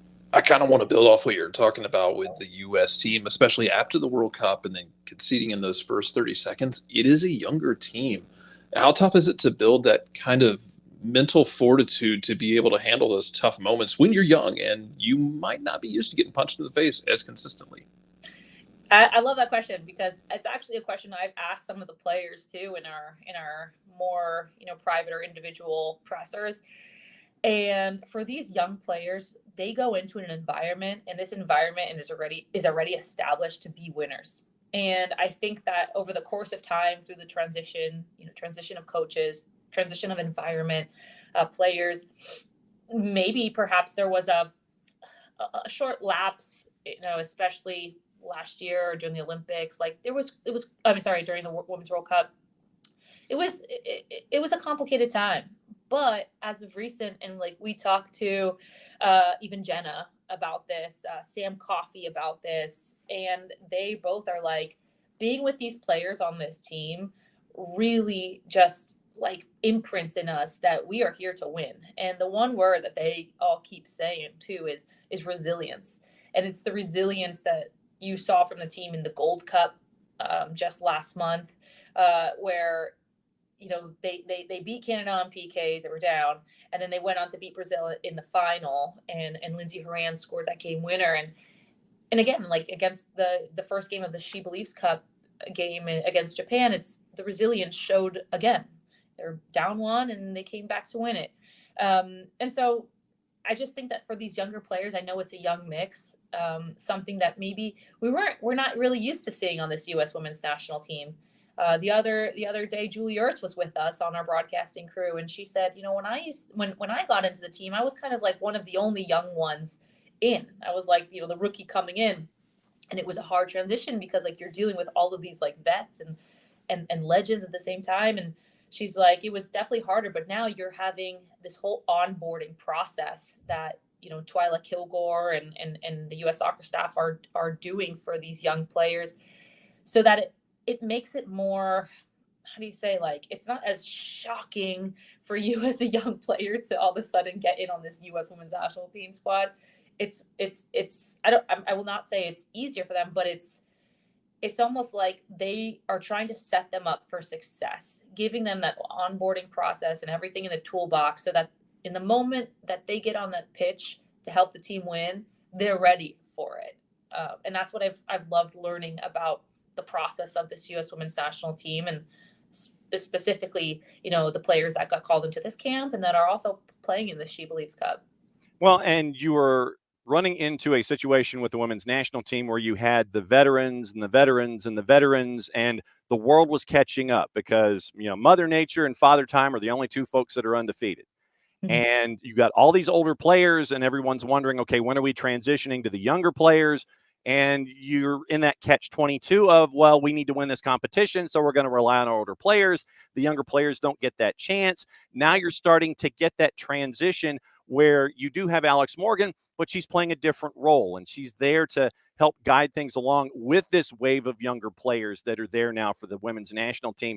It's a delicate balance that you've got to ride here with the U.S. Yeah, and I love that you mentioned Alex Morgan because, as a soccer player, as an athlete, you sometimes your purpose or your role, it changes over the course of time.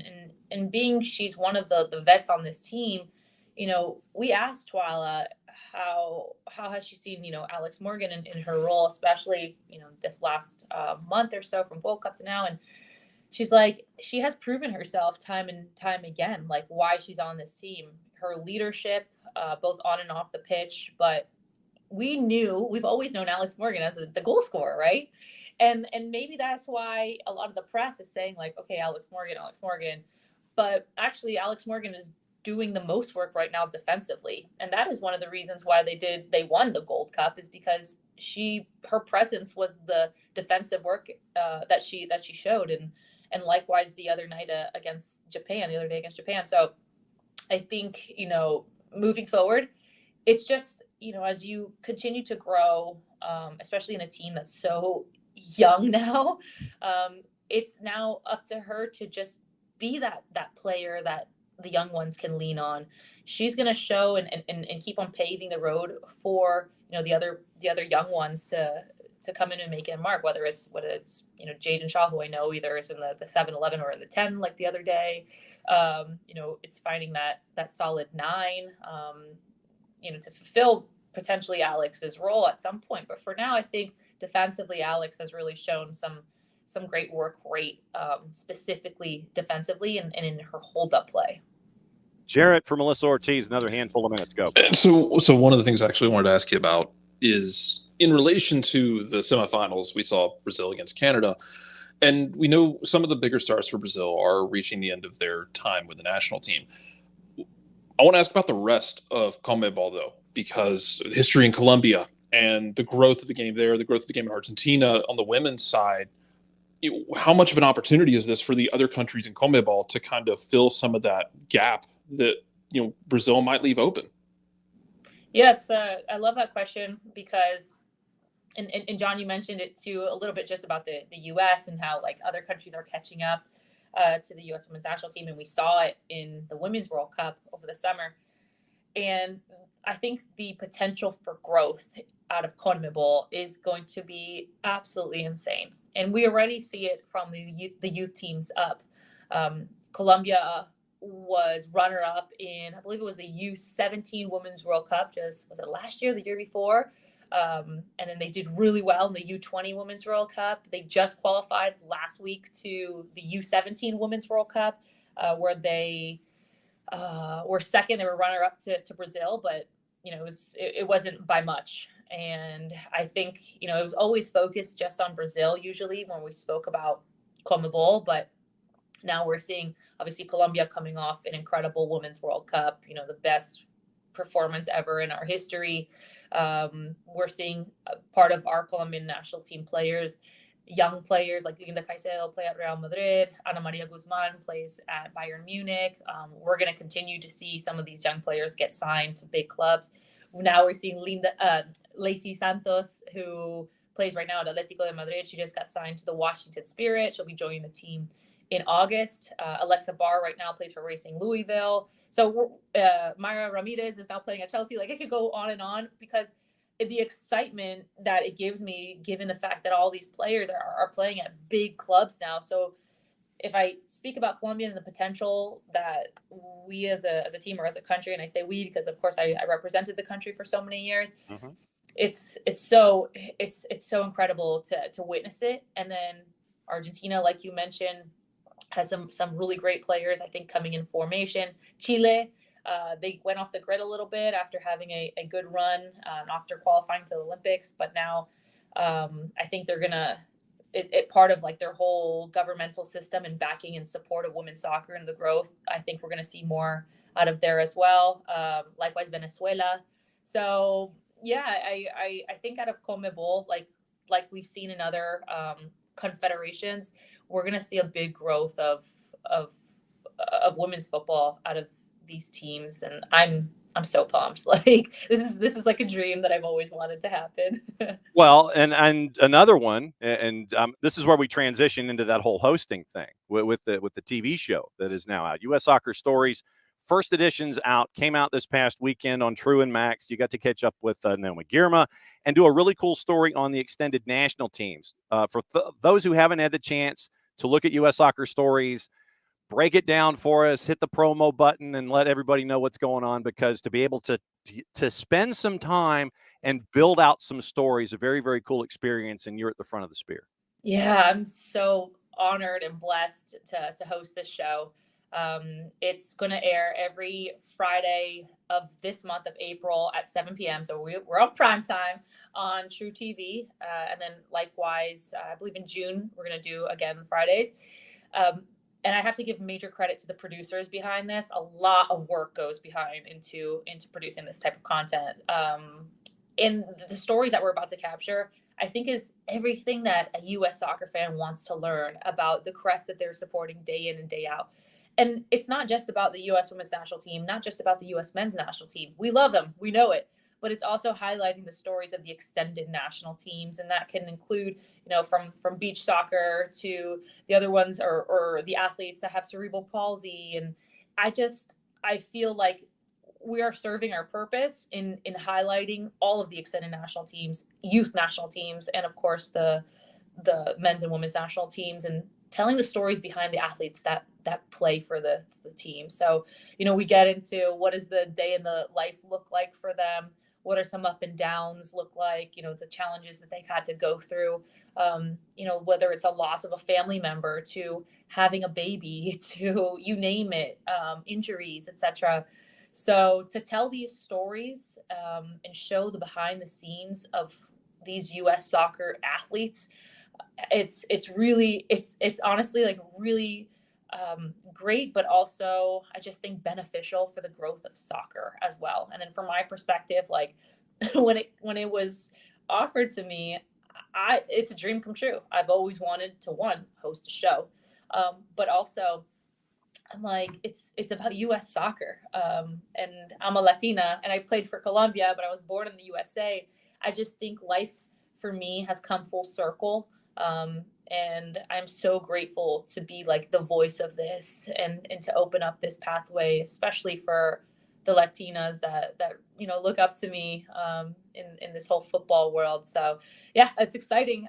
I love it. The studio is beautiful. I walk in there every show day, and I'm like, man, I'm blessed. Very cool. She Believes tonight. It's we're under 8 hours now officially before it goes, and I know that you're kind of slightly busy when it comes to that. So let me get this straight. Yeah. So hosting U.S. Soccer Stories, you bettered Julie Foudy in an early morning workout. I did not say that. Hey, until the tape comes out, that's the story that we're going with.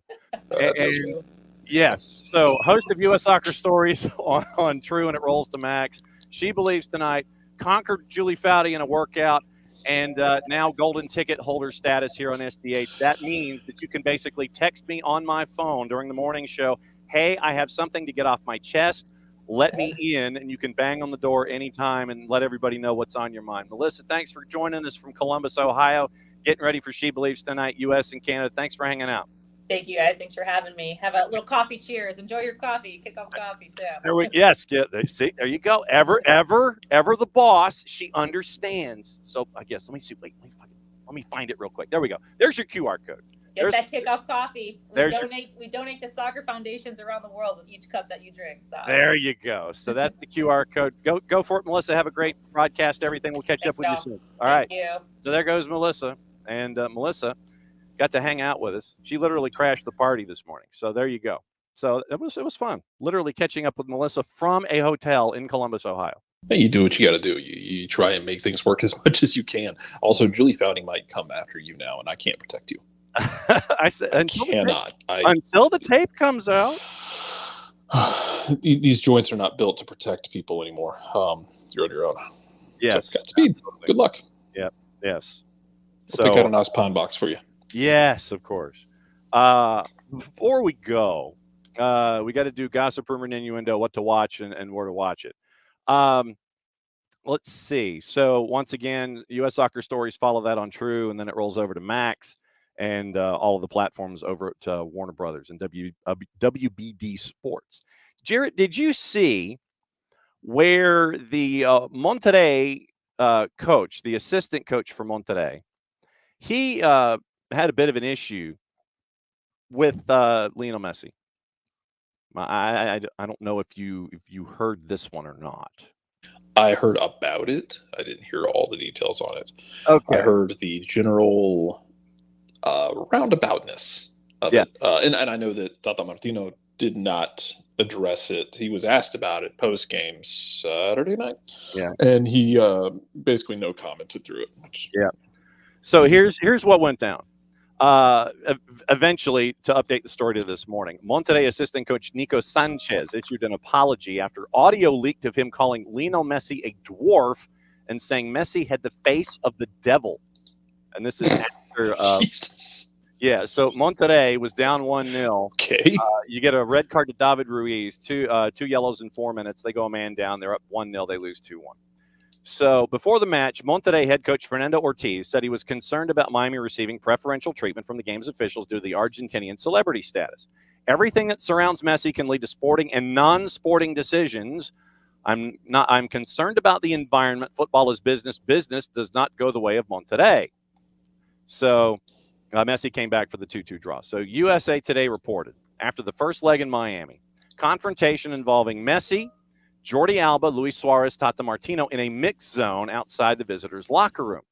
Argument reportedly stems from Miami players approaching the match officials in the stadium tunnel after the match. Miami were shown 6 yellows and a red. Monterrey picked up 3 bookings. Audio of Sanchez discussing the locker room confrontation leaked through Fox Sports MX. Quote, The dwarf was possessed. He had the face of the devil, Sanchez said. He put his fist next to my face and says, "Who do you think you are?" But because I didn't look at him, I was looking away. I never answered back. It made things worse. And Tata Martino, what a poor dummy. I had him in front of me telling me, "Fool, you going to cry? Fool, you going to cry?" What a dummy. All those videos, they probably erased them all because it leaves them looking bad. What they did was really serious. They want to dirty the pitch. So Sanchez apologizes to Martino in a video posted on social media. "Since I do not know the intercoach Gerardo Martino and I refer to him in a disrespectful manner, and I apologize. I am as Argentine as all of them, and I will always defend my club. I'm here to show my face and take charge." Sanchez did not mention Messi by name in his apology video. So that's where we are. So Nico Sanchez issues an apology after audio leaks. Okay, then. I mean, he's going to get bonus points in Mexico for taking shots at Tata after Tata's tenure of the national team. So there's always that. You know, you can take the good and the bad, I guess. Mm-hmm. Yes. So you got that. Okay. All right. Whatever. Yes. So okay, cool. That was going to be kickoff until other things happened. Gossip, rumor, and innuendo, what to watch and where to watch it. All right. So today, gossip. Remember, we've got Champions League later today. We'll get into juice boxes in a little bit. So Al-Ittihad's prepared to offer $70 million for Mo Salah this summer. 70 million pounds. That's from TalkSport. Good luck. That's probably just the beginning.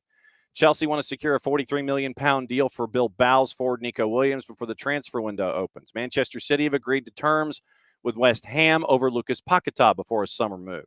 Liverpool have offered Ruben Amorim a 3-year deal to replace Jurgen Klopp. $12 million release point, £12 million release point was what we were hearing.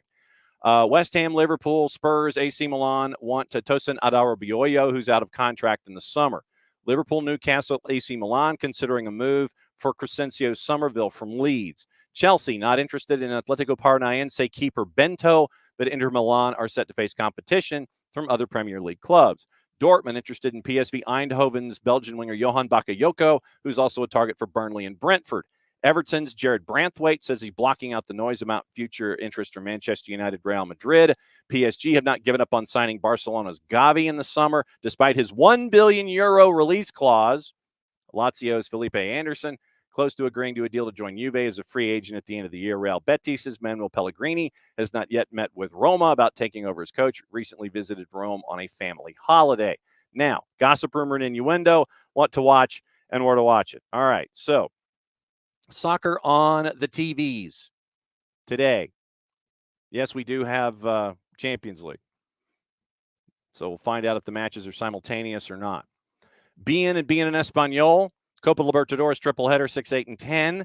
If you don't have Bein, and you want to get Bein, you can get it from Fanatis at fntz.co/soccer down here, and you get all the Beins, Liga 1 Max Pro.